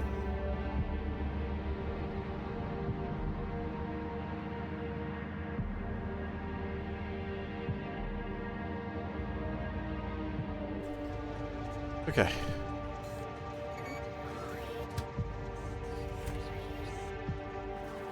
That should be sorted out eventually.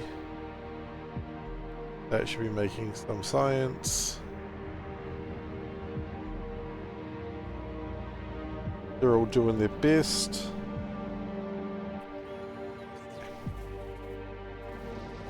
Need to be play with the average person. Can't imagine it's gonna be too crazy. Only one RCU per rocket. Goodness gracious.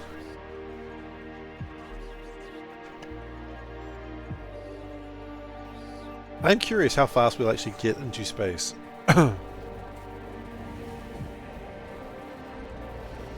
That's the most fascinating part. Like, I know we're supposed to get into space relatively quickly, but how fast do we actually get into space? I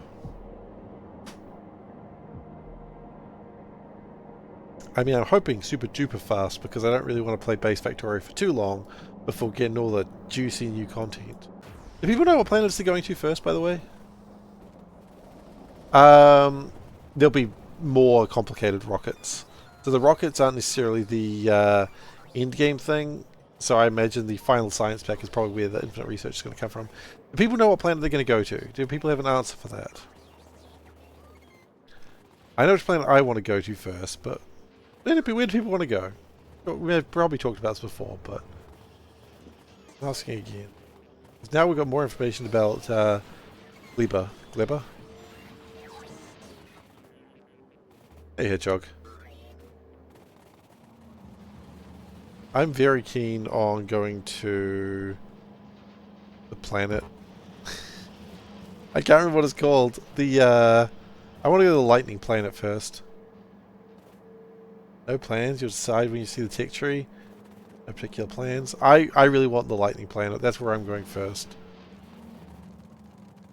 Unless there's some reason why I can't go there first, I'm going to the lightning planet first. Because that looks like the most interesting one to me. Only the last planet is, I think. I think you go to all, like, 3 of them first. The lightning planet sounds rad as hell. I mean, see, the lightning planet, you've got the sorting, which sounds fun. You've got a different way of doing power, which sounds fun. You've got the... what is the other thing? Sorting, other way of doing power. You've got the oil, like the surface is just the oil. Like, it just sounds like such a cool planet, and I am all about that. It also has, like, cool electronic music, which... I like me some electronic music.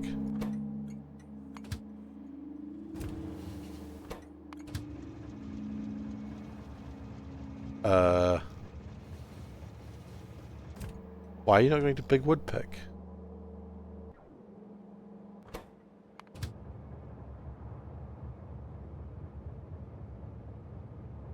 I'm very confused. Something has happened here.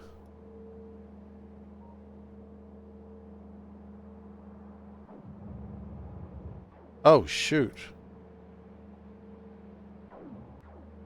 Okay. Lightning guns too. Not a fan of perishable items. Hey, some of them aren't perishable. Some of them come to life. And that's the complete opposite of a perishable item.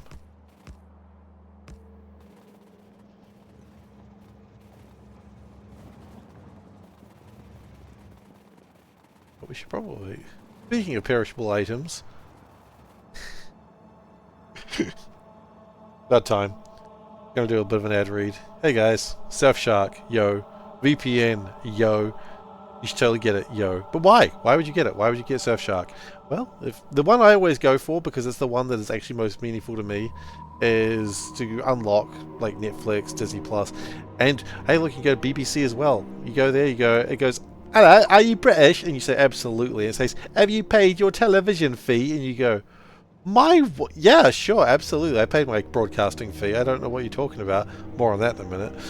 And then it's like, hey, well, okay, fine. If you insist you're British, you do appear like you're coming from Britain because Surfshark told me you're in London. Oh, wow, okay, cool. And then BBC just lets you access all their shows, which is cool. It's a good access thing.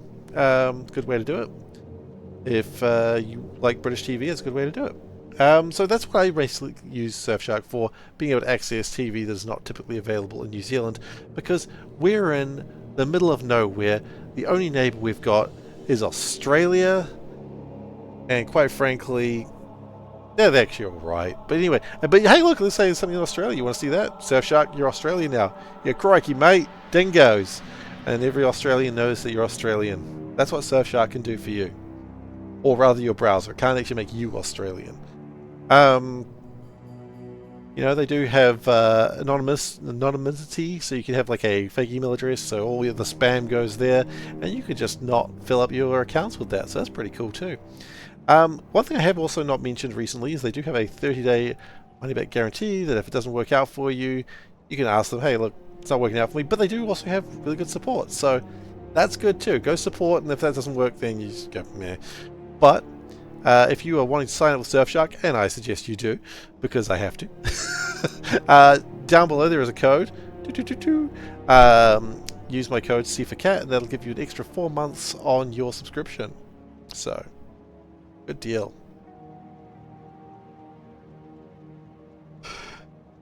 Thank you. Ad over. Okay, let's talk about being British for a second. Let's get back to that. The ad read reminded me about the broadcasting or the TV license.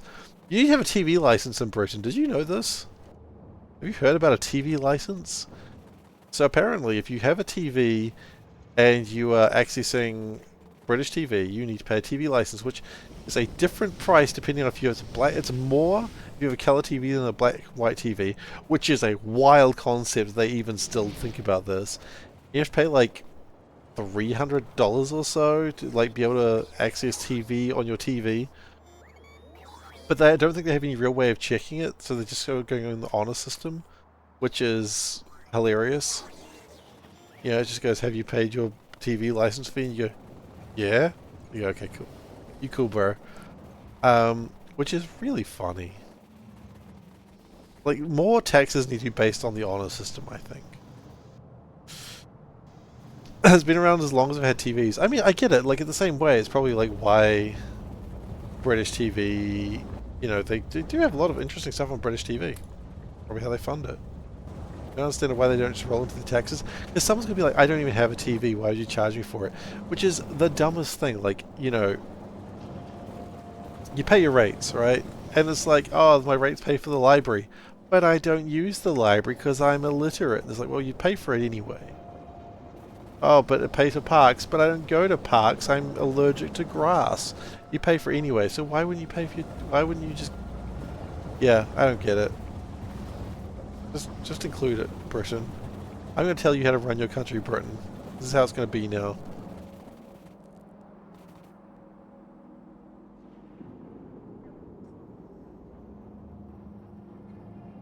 We are still short on satellites. Are we? I think we're short on satellites. I think they're still coming. Americans, they pay for roads with tax on gas. Electrical vehicles don't pay for roads. I've heard a little bit about that. I think there's been some disagreement with that in New Zealand as well. So, diesel cars do a similar thing. Well, diesel cars, you pay for mileage and you say, I'm going to drive this much. And then you get taxed on that. Whereas at the end of the year or wherever, then it's like if you drove less than that, then they give the money back. If they drove more than that, then they charge you more. And so they're going to be... I think the logic was they're going to put electric cars as diesel, which is really funny because it's kind of the opposite. But, yeah. I'm very much the sort of person, I don't mind paying my taxes because it's, you know, part of civic duty, and also because, you know, it pays for the luxuries that I have and don't have to worry about, like roads and food that doesn't kill me because they don't know what they're doing. I love not being killed by food. Highly underrated.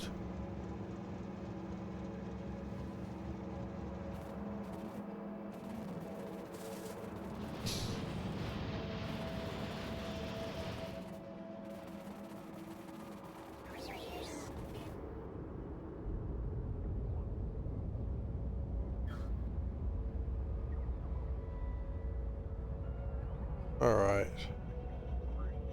You live in a timeline where all our politicians are competent people with our best interests at heart. I mean, look, you're never going to get that. That's never going to happen. I know we all want competent politicians that aren't corrupt as all hell, but I mean, generally, it's kind of not the worst. I mean, it could be better. It could always be better, but it could always be worse. I mean, as far as I know, our government hasn't started death squads yet. Although I didn't check the paper today, maybe they have. Hang on, let me just. Oh, never mind. Death squad's back on the menu. We always knew it was coming. Everyone's going to bring their own sack of doorknobs.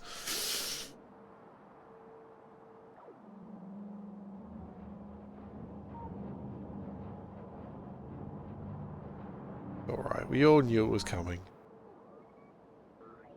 Let's not pretend that we didn't. Don't worry, it's indiscriminate death squads. The best kind. Some people would argue that no death squads are the best kind of death squads. I can see where they're coming from, but it sounds boring and lazy.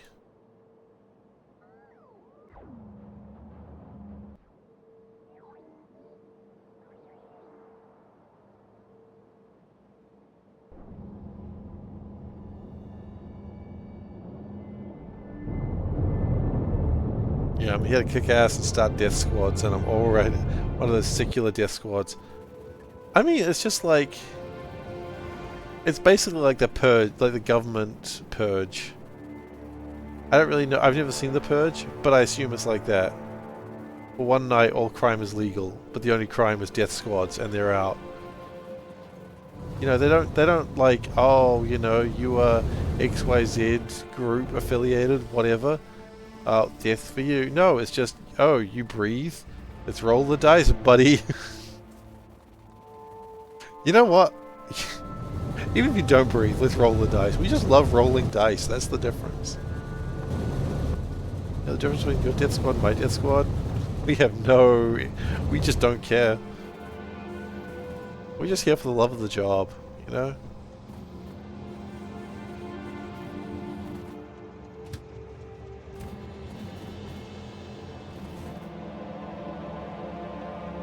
Why do I need all this lithium salt for? That can't be right. We just want to play some Monopoly if you got a sec. I got a sec. I can play some Monopoly. I enjoy Monopoly. I know that makes me a weird person in like the board gaming space, but I'll play some Monopoly.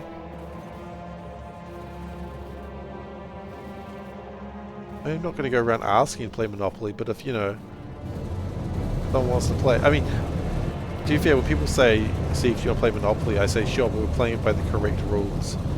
Which is, man, if that doesn't get you turned on, I don't know what will.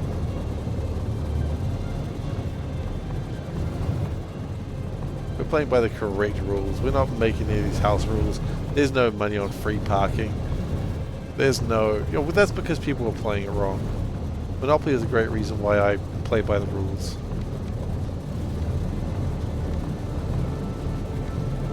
No money on free parking. None of that shit. If you're gonna play the Game Boy, you gotta learn to play it right.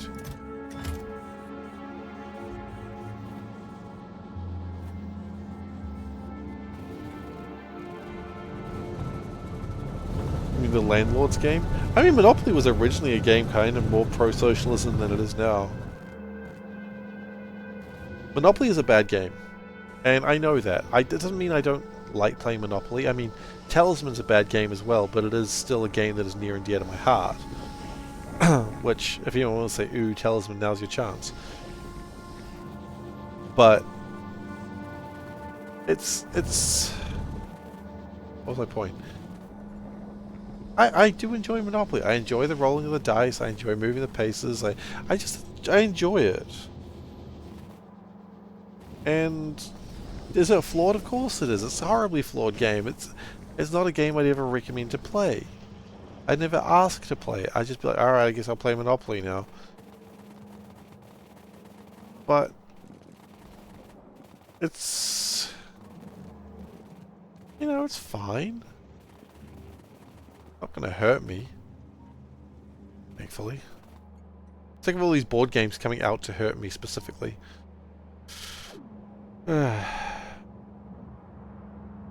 Sounds like I actually kind of hate it. I do kind of hate it. But at the same time, I'll happily play it. So, people ask me then, oh, Steve, why do you not like Monopoly? And it's like, the main reasons are a lot of the board game design of Monopoly has advanced over the years. So, I mean, even to the point that player elimination is so vicious in Monopoly, that, and it's a long game with player elimination. That's probably the easier ways to put it. I don't care about luck-based games. I'll gladly play a luck-based game. But the player elimination, given the fact it's a long game, you can be eliminated in the first half hour if you make some bad calls. And just bad luck happens. And then what do you do?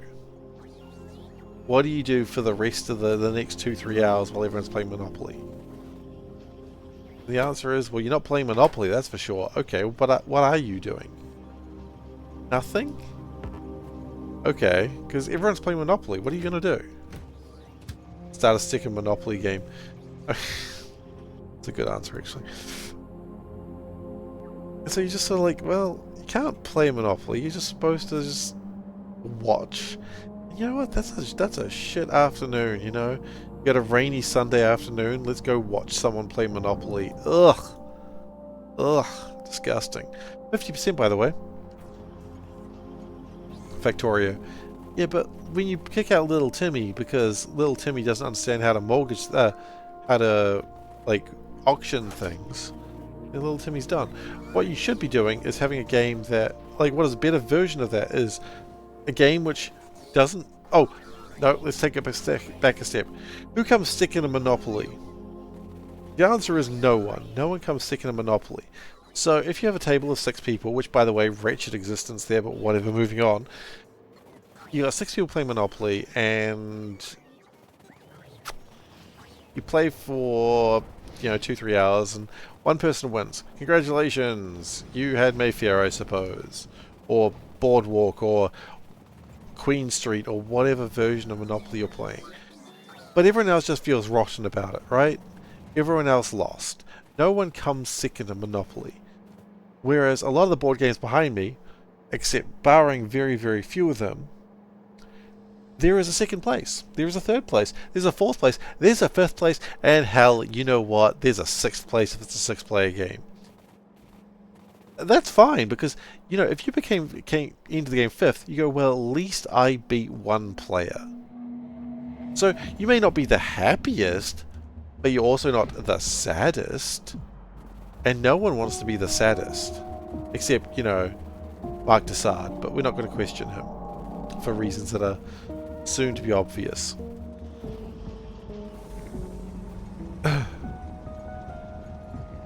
So, you just... And if you win in a more modern board game, then congratulations, you win. You did well. But at least other people got something out of it, rather than just feeling like they had their faces smushed in the ground. There's a time in Monopoly where you just go, I've lost. And that's fine, you don't need to win every game, obviously, but there comes a time in Monopoly where you just go, I've lost, there's nothing I can do, the game's over. Enjoy Monopoly, we already know why the Marquis de Sade is here.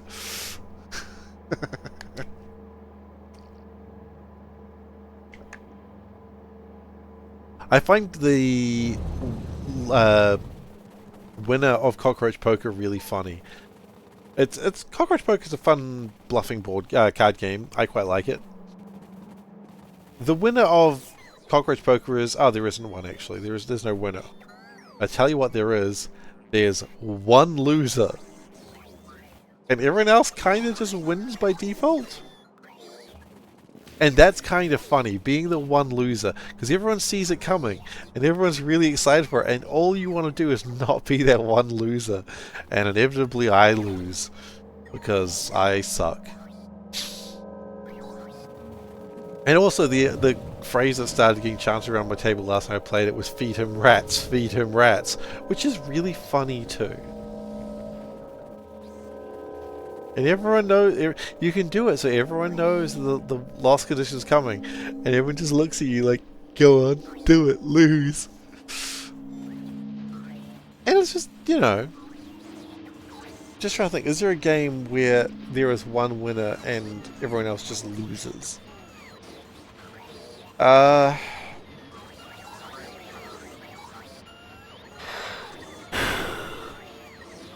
it's tough.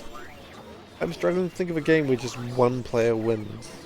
Maybe King of Tokyo? King of Tokyo is also a game that takes 10 minutes.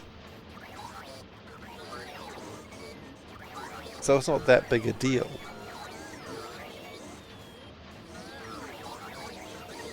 Magic.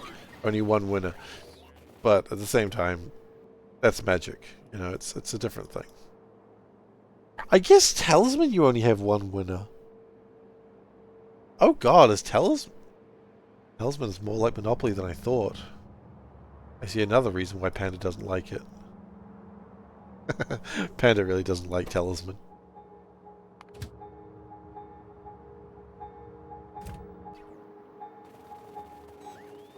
They released a new version of Talisman lately, and I was reading through the rules. And they basically took out all the rules that made the game really nasty and dull. And I know that's supposed to be a positive thing, but I was disappointed. I was like, oh man, it's like they ruined Talisman. When I say one winner, how am I defining winner? There is no second place. Like, there is a winner and there is no second place. It's just you win or you don't.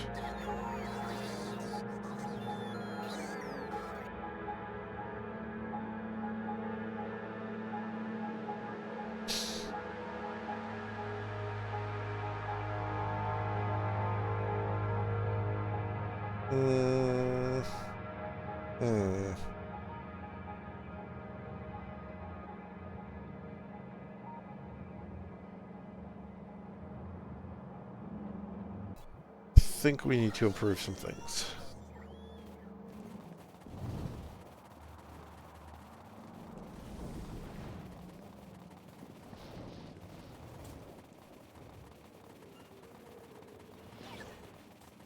We need to be making the low density structures faster.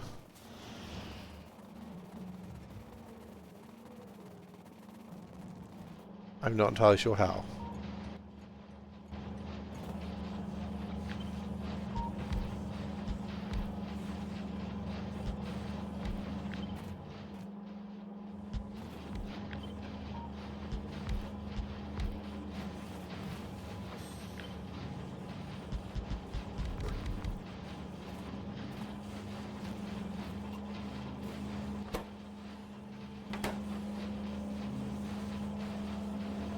We are now running into a problem where aluminium is not quite fast enough.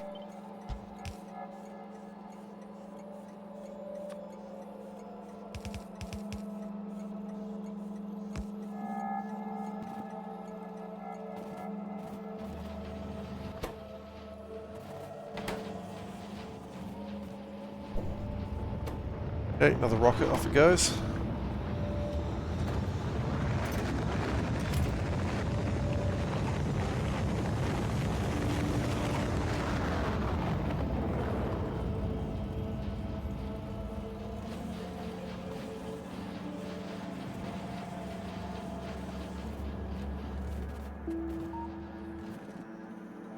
They just need to keep getting space science, really.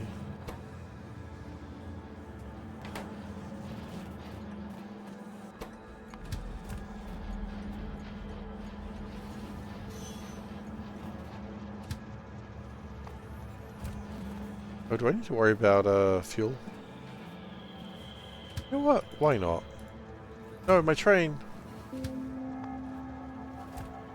Okay, well, I'm gonna steal from... Whoop. Got scared. Oh, actually.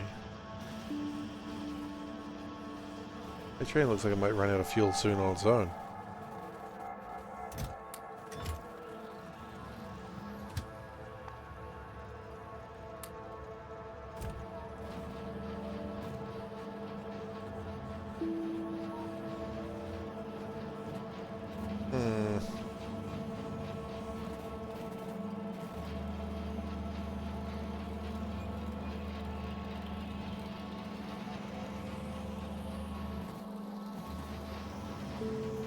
Not sure that's really going to cut it.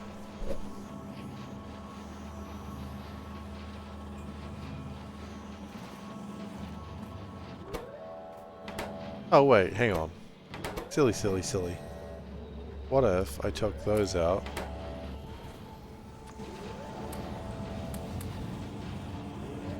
No wait, the problem isn't that. The problem's slightly different.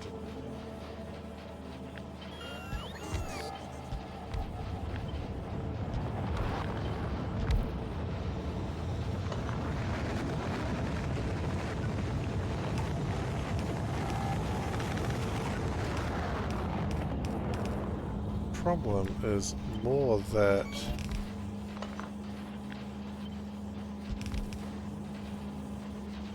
like that's good. I need to be able to get more aluminium in there, which is doable if you're just a bit smarter. Given the fact I'm the #1 smart cat, shouldn't be a problem. Those inserters send chills down your spine. Why? What's wrong with them? You know what? What's wrong with them? What's wrong with you? They're good boys.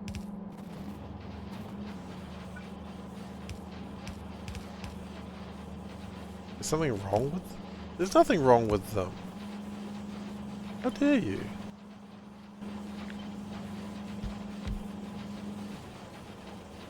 They move in a weird way. Are you uncanny valleying over like inserters right now? Is that what's happening?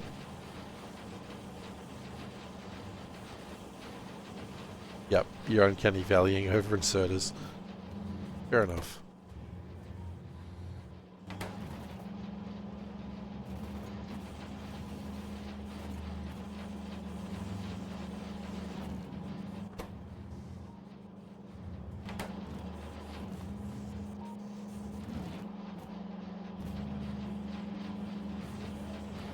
We got some Five Nights at Freddy's inserters over here.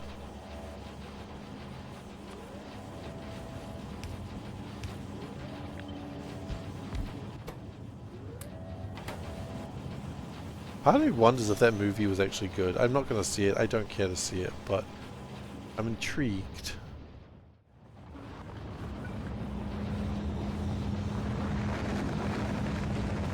I'm intrigued they made a Five Nights at Freddy's movie and that it actually came out.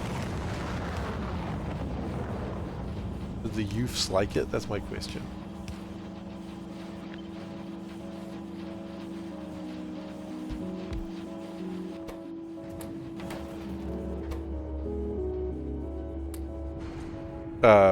What just happened? Probably the right thing.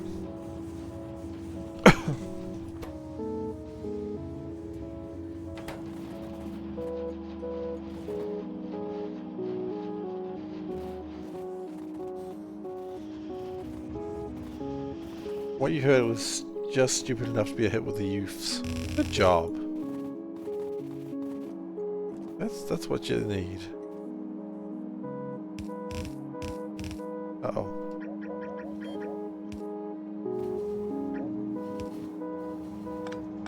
I mean, I saw it was on Netflix, but I haven't seen it. I don't care. By the way, I'd like to say that we're transporting the space science using wood. We just used the most basic material to transport the most complicated science. That is so brilliant and stupid. I love it. There's something almost poetic about that.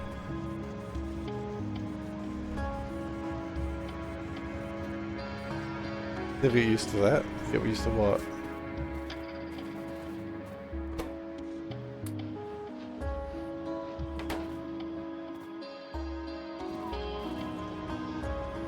Wood on a belt. Oh yeah, that's fair.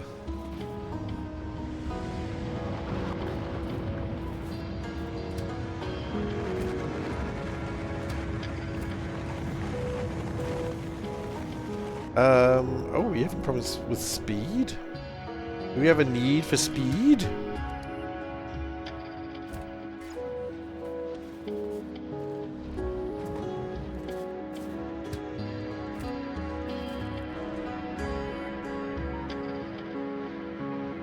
Why are Ruse emotes so good?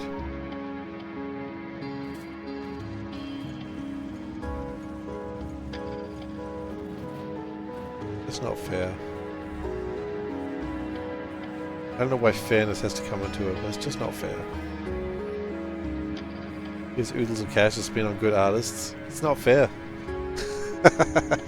I mean, that's probably true too. Good on him though, in all seriousness, good on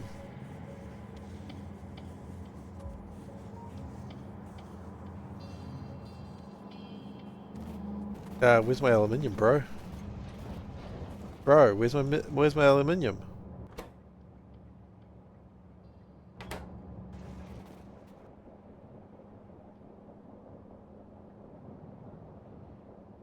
Not all of them are great. I mean, I think that's pretty good.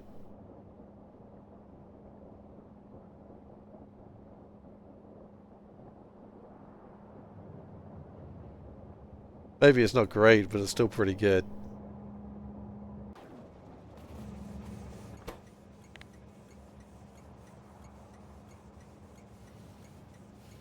Yeah. What about... That's just memey. Nothing wrong with memes.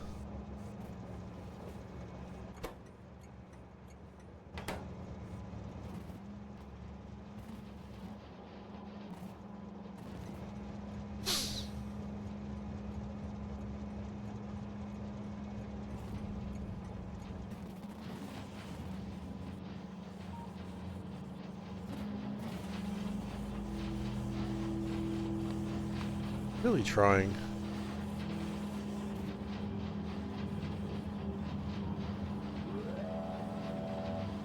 Another rocket. Well, how's my rocket product? Rocket part's like a thing that I can click on. Yeah. I assume when it goes down like that, it's because I can't actually make them at that exact moment. Space science might be a better one to look into.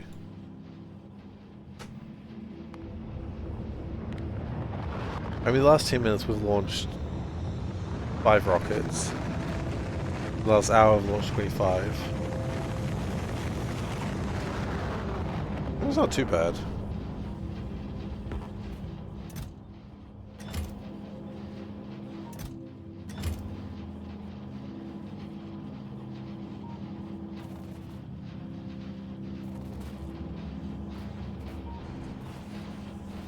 Yeah, I agree, they're fun emotes.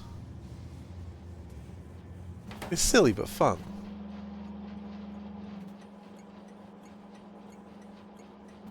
Just dropping by saying hi. Looks like the run's going well. It is going well, thank you. We're nearly at the end.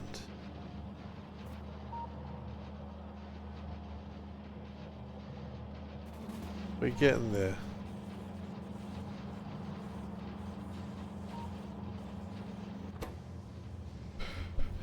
Just gotta finish this last technology. How's it? You were doing Seablock, weren't you, skill tree?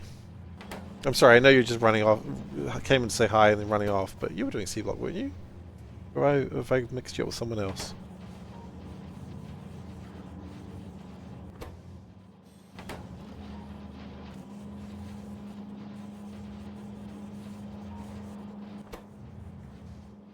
And another rocket launch anytime soon, any second now.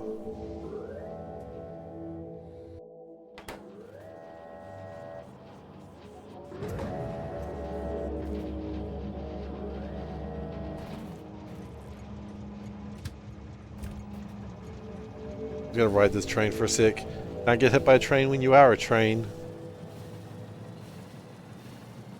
That's facts you can take to the bank.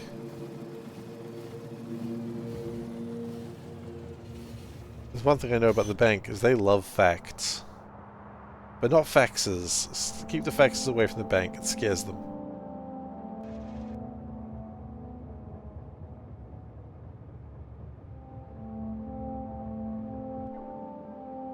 Looks like Tungsten crapped out again. What a gosh darn surprise.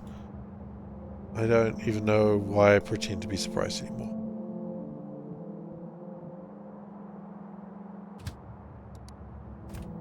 Well, you know, 6,000 something.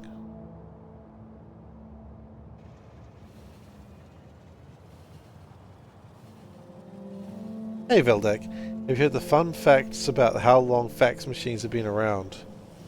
No. Go on. How long has a fax machine been around? I know they're still used today. I think Japan still really likes fax machines.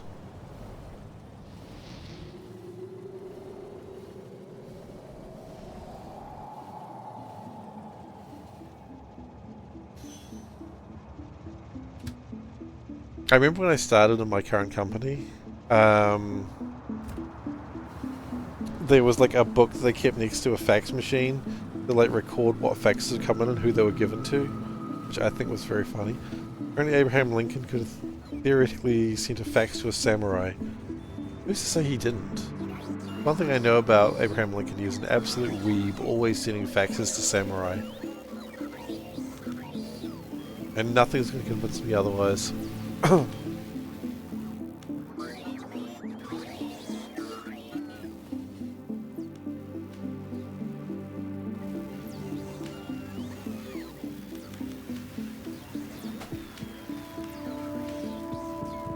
In actual reality, that's actually really interesting, because a fax machine is basically like a modem, right? Like, it's kind of internet-y.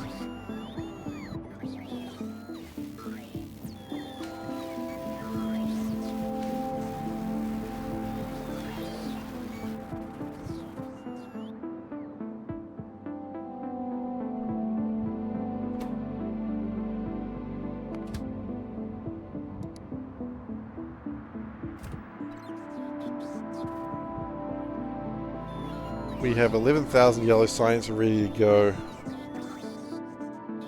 It's a modem with a printer built in. But it would have been hardwired with a telegraph telephone. I mean, it probably wouldn't have had pitches attached to it. It probably would have been more like a telegram thing, I'd imagine.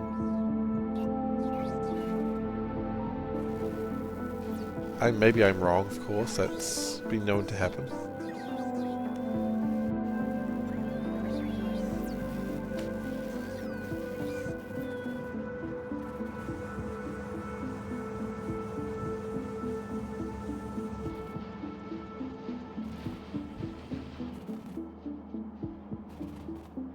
Interesting.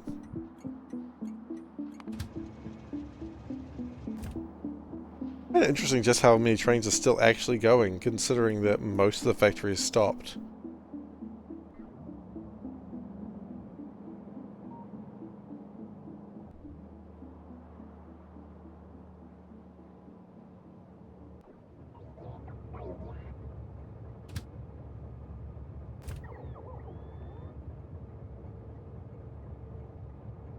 What are we even needing?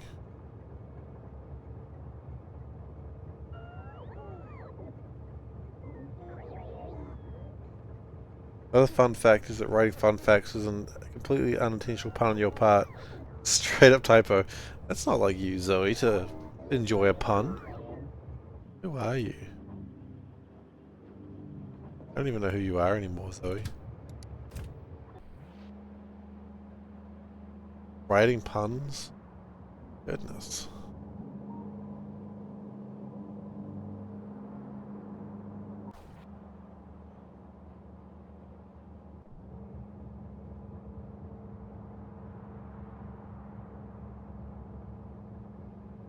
You know your brain just misfired for a moment? Well, it misfired into a pun. That, of course, means you must be punished. I don't know how we're going to punish you, but I'm sure you'll figure it out yourself. I'm sure you're upset enough that it's probably punishment enough. There's no punishment.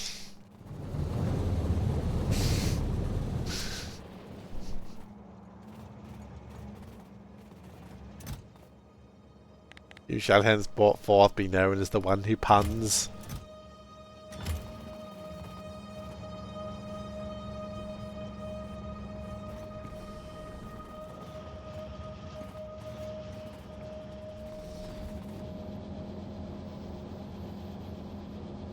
There's no one alive that can hurt me more than you hurt yourself today. Oh, that... do you need a little bit more edge for that?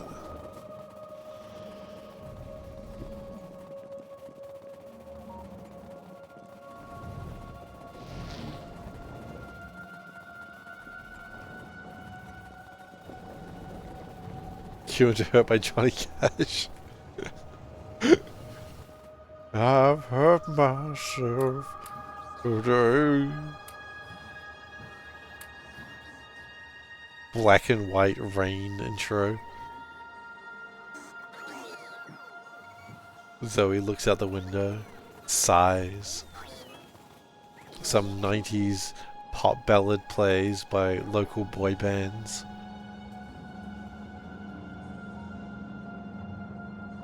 Don't ask me what local boy bands, just a local boy band pop ballad starts. We're taking it two very different ways. You're taking it into like an actual hurt thing. I'm taking it to like a music interlude from like Scrubs or Friends.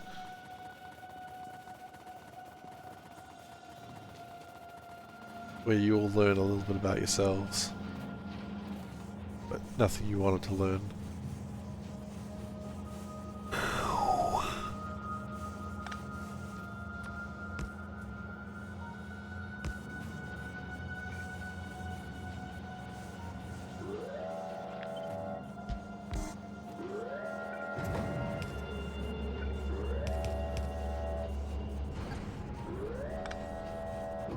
You mind?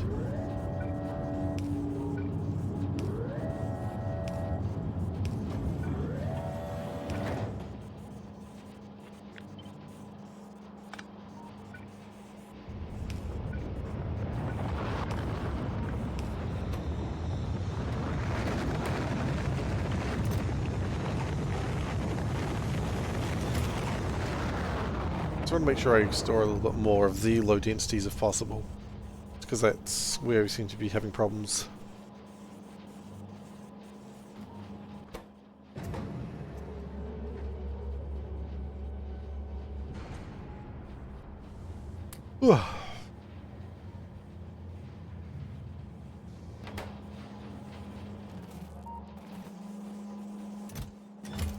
Train's probably coming back now. Oh no, it's going off now.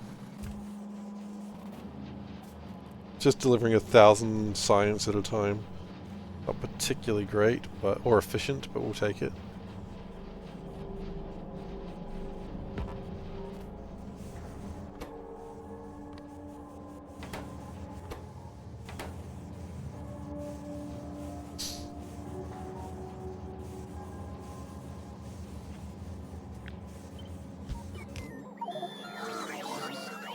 Don't worry about it. Fine. That's how it's supposed to be.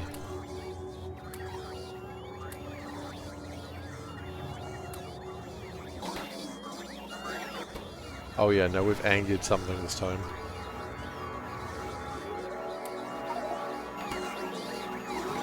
Oh yeah, no, we've truly angered the god of the inserters.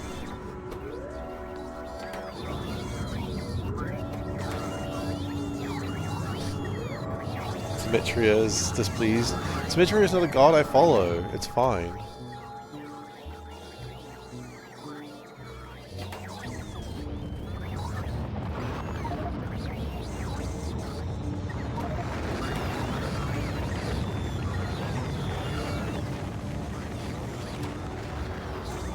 And yet you have a child. She doesn't get to decide that. She's not my real mum.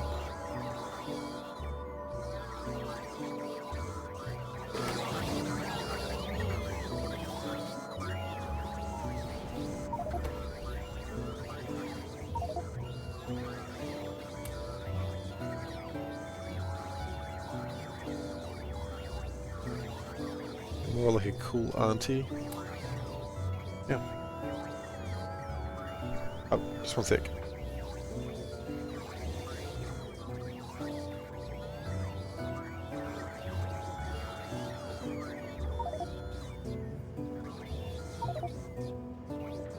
All right.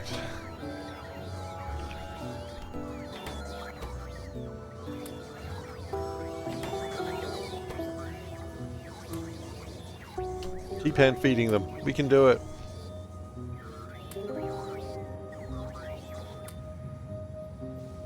It's like a child who just stares at their plate. Just hand feed them. You'll get it done eventually. I have experience in this. Trust me. I know what I'm doing. You gotta be careful when hand feeding little K, because if you're not careful, he will bite your finger.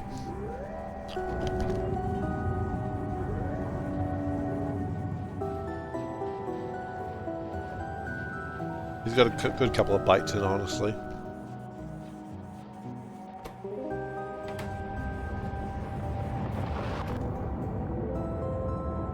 It is a pretty fun game, actually.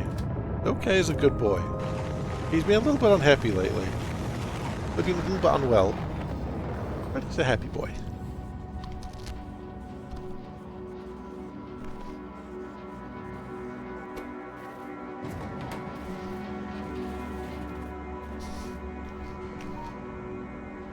You know, a team professional at close scores but feeding a child. I mean, it's tough, man. You jest, but it is not as easy as it looks. Is he teething? A little bit, yeah. His top teeth are coming in. But also, he's just been generally unwell lately. So...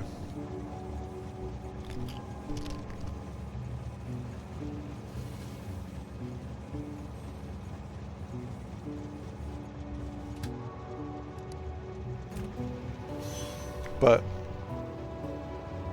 it is really funny, like when they're first like with a child, they're like, oh, you know, you gotta be careful, you gotta hold them very carefully, you gotta protect their neck, you know, because they can't like move their neck around, so they just sort of flop. So you gotta protect their neck whenever you go.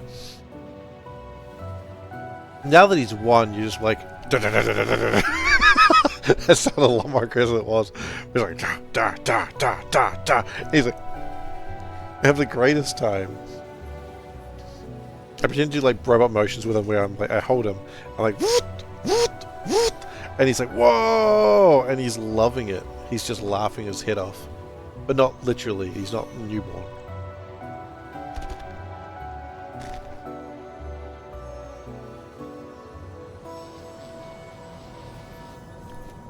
It's honestly just so much fun to make him laugh. Like if you can make him laugh, it's just the most wonderful time. Anyway, that's enough being proud dad for a moment. Baby laughter can cure cancer. I honestly believe that. But also I don't.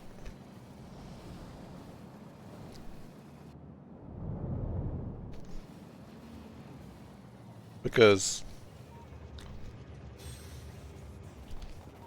cancer is a hateful beast that is not defeated so easily, unfortunately.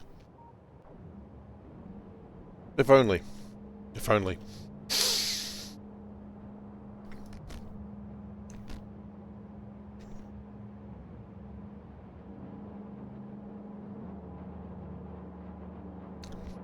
I was really worried when coming into being a father and being like, I don't know if I'll be a good dad. I don't know if I'll be able to, like... Because I didn't care about children before. I was like, meh, children, whatever.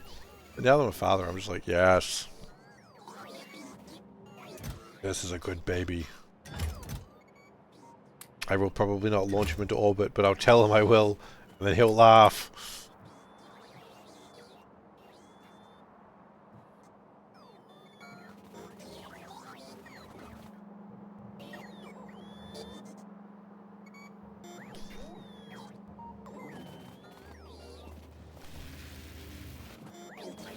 Yeah. I didn't have any interest in either, and now that I'm a dad, I'm always like paying attention to other people's babies, but like, oh, what a cute baby. Oh my gosh, so cute.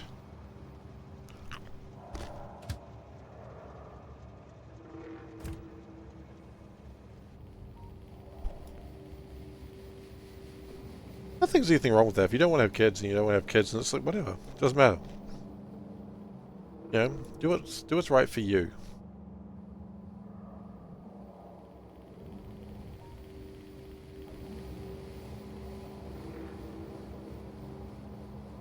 That's my understanding anyway.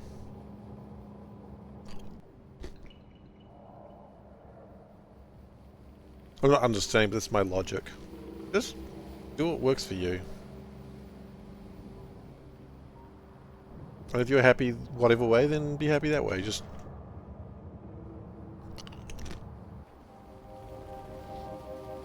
That being said, though, parents who, like,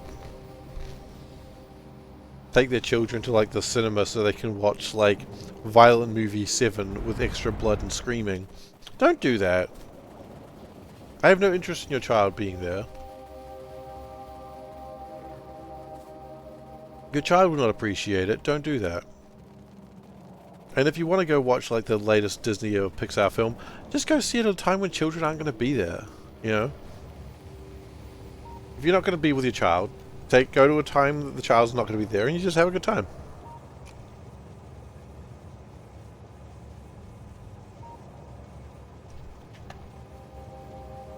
Like pre-Lil K, that's what Panda and I used to do. We used to go to, like, see a Disney Pixar film. It's like really late, well, not really late at night, but late enough at night that children probably shouldn't be there. And they weren't. And so we just like, okay, cool, we can enjoy this without having a child, like, screaming because, you know, they're children.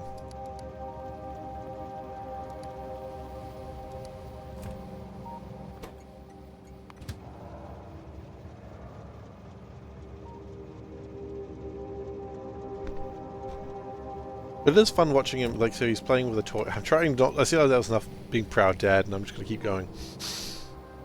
I was watching him play with a toy that he's had for probably like half his life, but just now when he plays with it, he understands it, and he's like, he just gets it a lot more, and I'm just like, wow, he knows how to play with the toy properly now. Like, he's turning it around, he's doing the thing.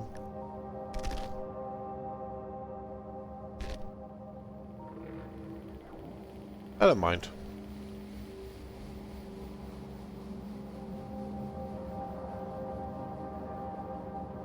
It's just like seeing the understanding of him using a device that he didn't understand before. I'm like, one of these days I'm going to give that kid like the Switch control and be like, yo kid, let's play some Mario.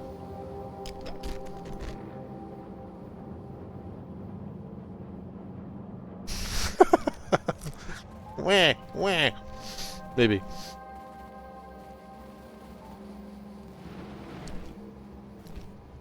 And he's going to run into the first Goomba, because of course he's going to run into the first Goomba.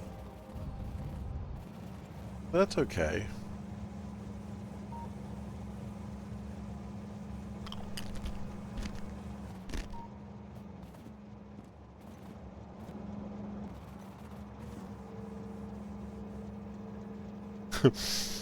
Wah, as in baby crying. It's enough. Wah!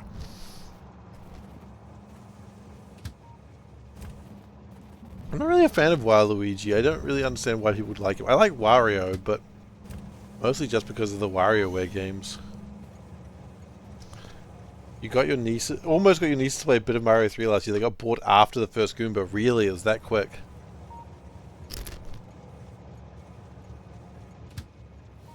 Yeah, but when he's a little baby, he's not going to know better.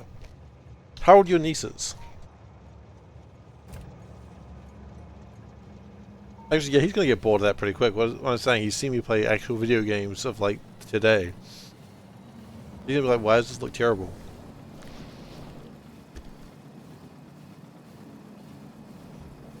You know what? The oldest, and, oh yeah, you know, they're not going to play that shit. Here comes a controversial line. Okay? Controversial line from SeiferKatt. Mario's not that good.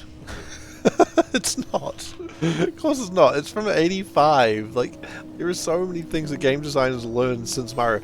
I'm not saying it's not a classic, but I'm not saying it's good.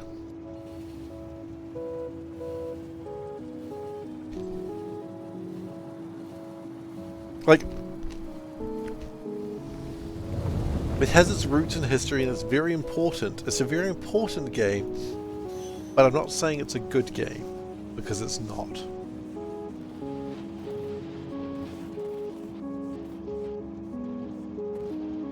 Historically hugely important. Hugely important. If it was released now, it'd be laughed at because it's old as heck. Good in 85. Oh, hell yeah, in 85 was amazing. In 85, it had scrolling backgrounds. That's insane. You didn't get that shit back then.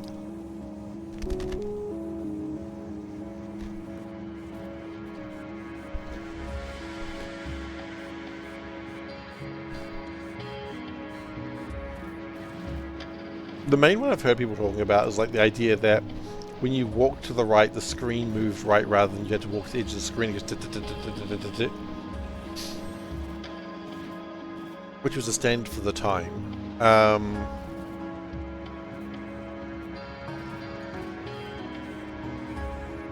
Yeah, it was a good game. I think it's one of those things that historically is important, but it's just not a good game these days. And that's okay. It's like Mario is the monopoly of the video game world.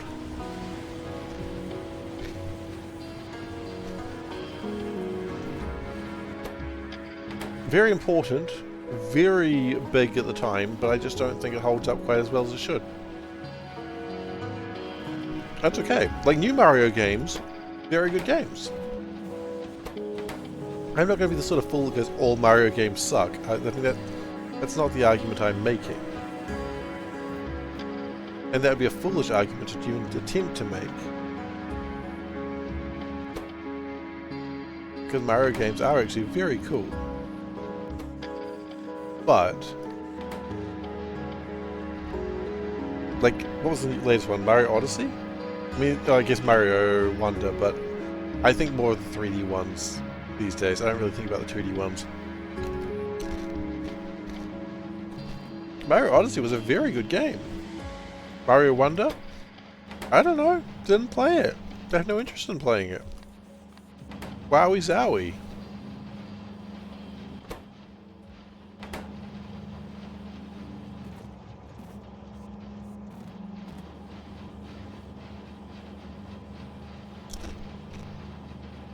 Okay, you know what? Another big controversial statement. Here we go. Mario 64.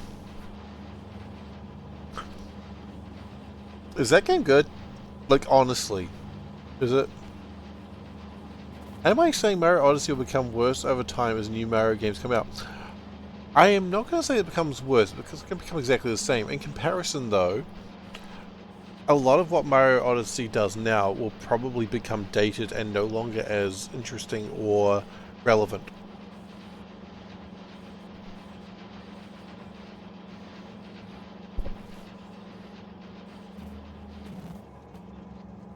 That's probably the angle I'm taking. It's not going to become a bad game as time goes on.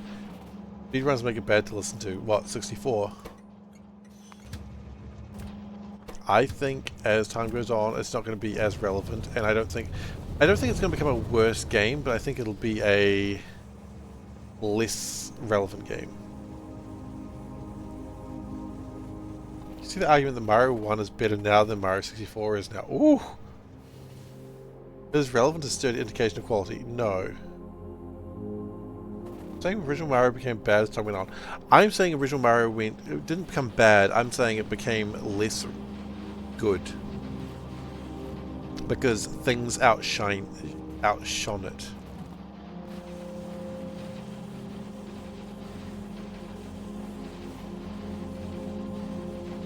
Now, I will also admit I've never really played Mario 64.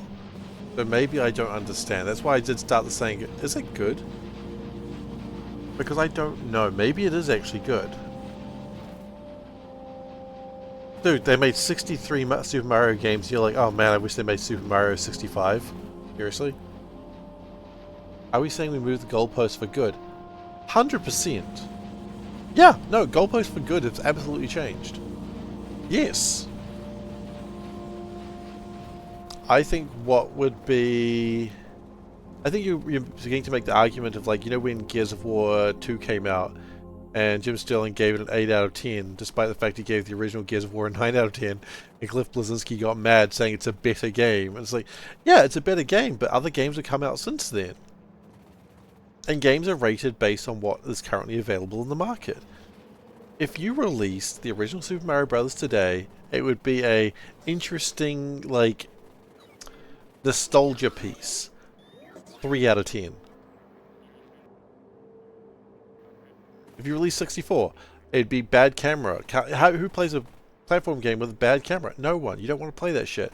Play something like Hat in Time. I don't know how good Hat in Time holds up either, but... Yes, that's what I'm saying. I feel like I'm about to walk myself into a corner here, but yeah, games should be judged in context. Oh no, games have to be judged in context because judging them as now kind of gets difficult. Mario today is a bad game because in context for today, other 2D platformers have long surpassed it due to what the original Mario taught us. Judge the game in context, that's important. And it's hugely important that you judge the game in context. But it is also important that you need to acknowledge the games of yesteryear probably have not held up. You weren't trying to trap me? Don't worry. I've got 840 lines that I've trapped myself in. This is not going to be the one that kills me. I need more of these things. You play Hat in Time again? I only played it a little bit. I didn't play it much. You just give me another rope. Look, I started this by saying controversial topic, and I know what I'm walking into. I just think that, like, for instance, Fallout 1. Fallout 1. Do we all agree Fallout 1's an excellent game? And, you know what, I don't even care whether you agree or not. This is not the point. The point is Fallout 1's an excellent game. So is Fallout 2. Play it today. It is clunky.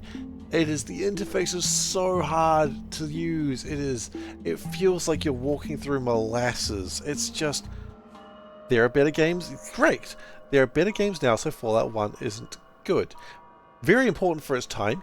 Yes. It advanced the RPG genre in immense ways. And it's very important that it did so. But not good anymore. And that's okay.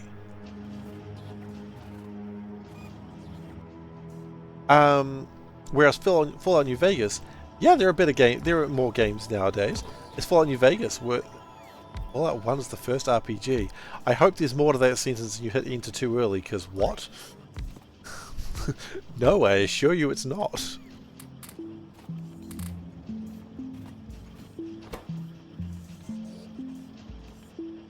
But Fallout New Vegas is a different sort of thing. I think Fallout New Vegas, maybe it doesn't look as good as it used to, but that holds up. I think Fallout New Vegas is still just as good a game as it was when it came out. Maybe not just as good, but I think maybe it's lost a couple of points in the rankings. But it's still a very good game. As I said, does it have some flaws? Of course it does. Maybe it's not like the amazing game it used to be. Now it's just merely a good game. No, Fallout New Vegas is still a flippin' great game. And I will not have me besmirching Fallout New Vegas' good name.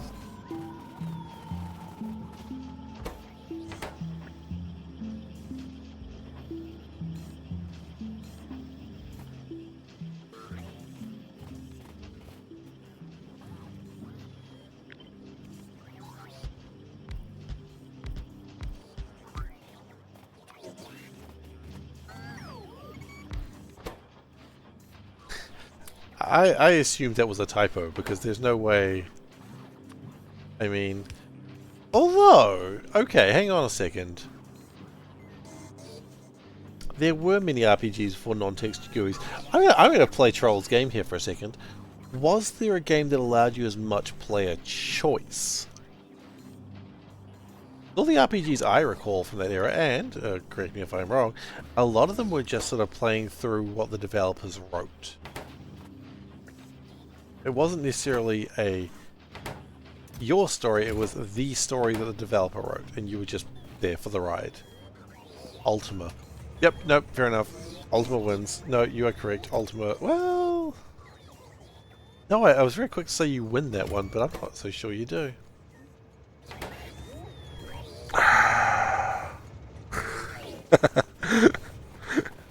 You know what, Troll? I allow that.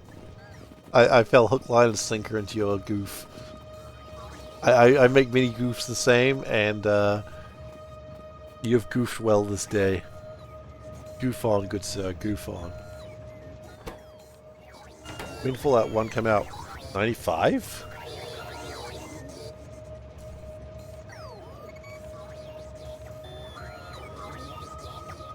'97.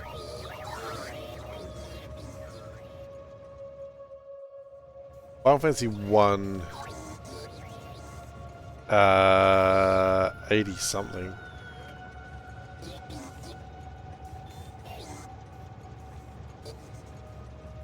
Sorry, I just completely forgot what I was doing. Here we go. 1879. It's like my friend who thought the Nintendo 64 was called that because it came out in 1964.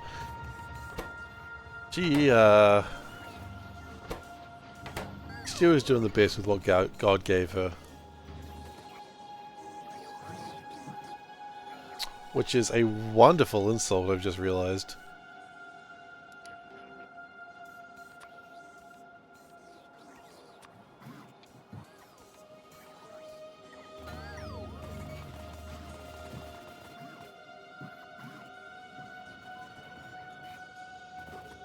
And also, they're one of those people that, you know what, maybe they got hit by a truck. I don't give a shit anymore. We all have a few of those people in our lives. Maybe they got hit by a truck. Maybe they just died. We don't know. We can only hope.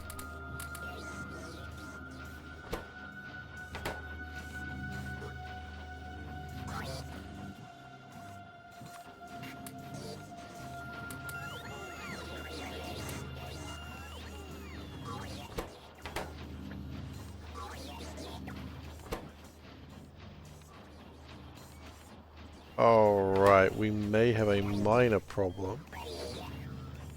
What if we did this?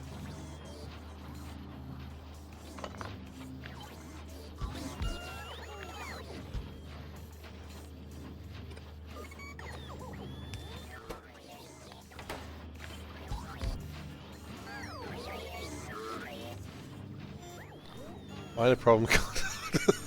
No.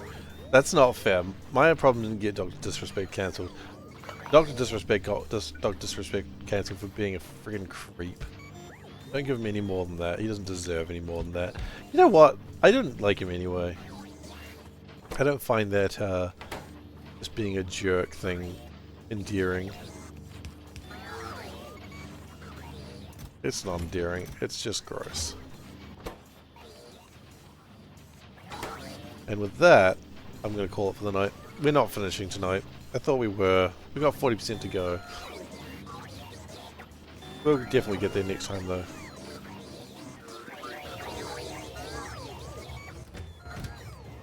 Wait, are we launching satellites right now? No, we ran out of something. Filling powder and tungsten. Or something. No 24-hour stream? No, unfortunately, Zoe, I do need to sleep. I wish I could. I wish I could, but I do. I have responsibilities. Daddy Seif has to be responsible.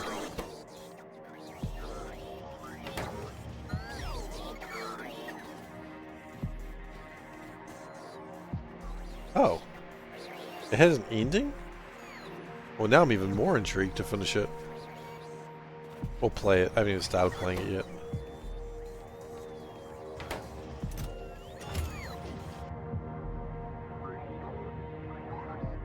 The last percent. Not last percent, but... No. Oh, actually, maybe. You run out of upgrades that aren't repeatable. Okay. Is that it, is it?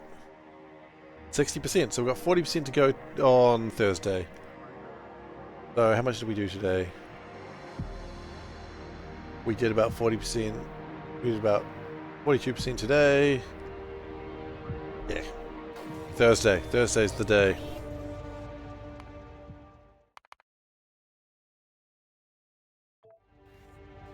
So, thank you everyone for watching. Hopefully you enjoyed yourself today. Join me on Thursday when we actually finish this. Good night with what a shirt? We don't know. Okay, maybe we do know. Do what a shirt. Ah! Visit me out of space. Your cat is having a great time. I love this cat. This is one of my favorite shirts. It's so cute. If you're new here, please do consider following. I'd appreciate it. And I'm going to be streaming on Thursday. I mentioned that. Social links. YouTube.com/SeiferKatt. That's where I post VODs. Specifically of this, because there's nothing else I've got running right now. And Discord. That's where you can find me outside my regular streaming time. With that, I am done. Thank you so much for watching, and I'll see you next time. I'm just going to pop instead of saying bye-bye now.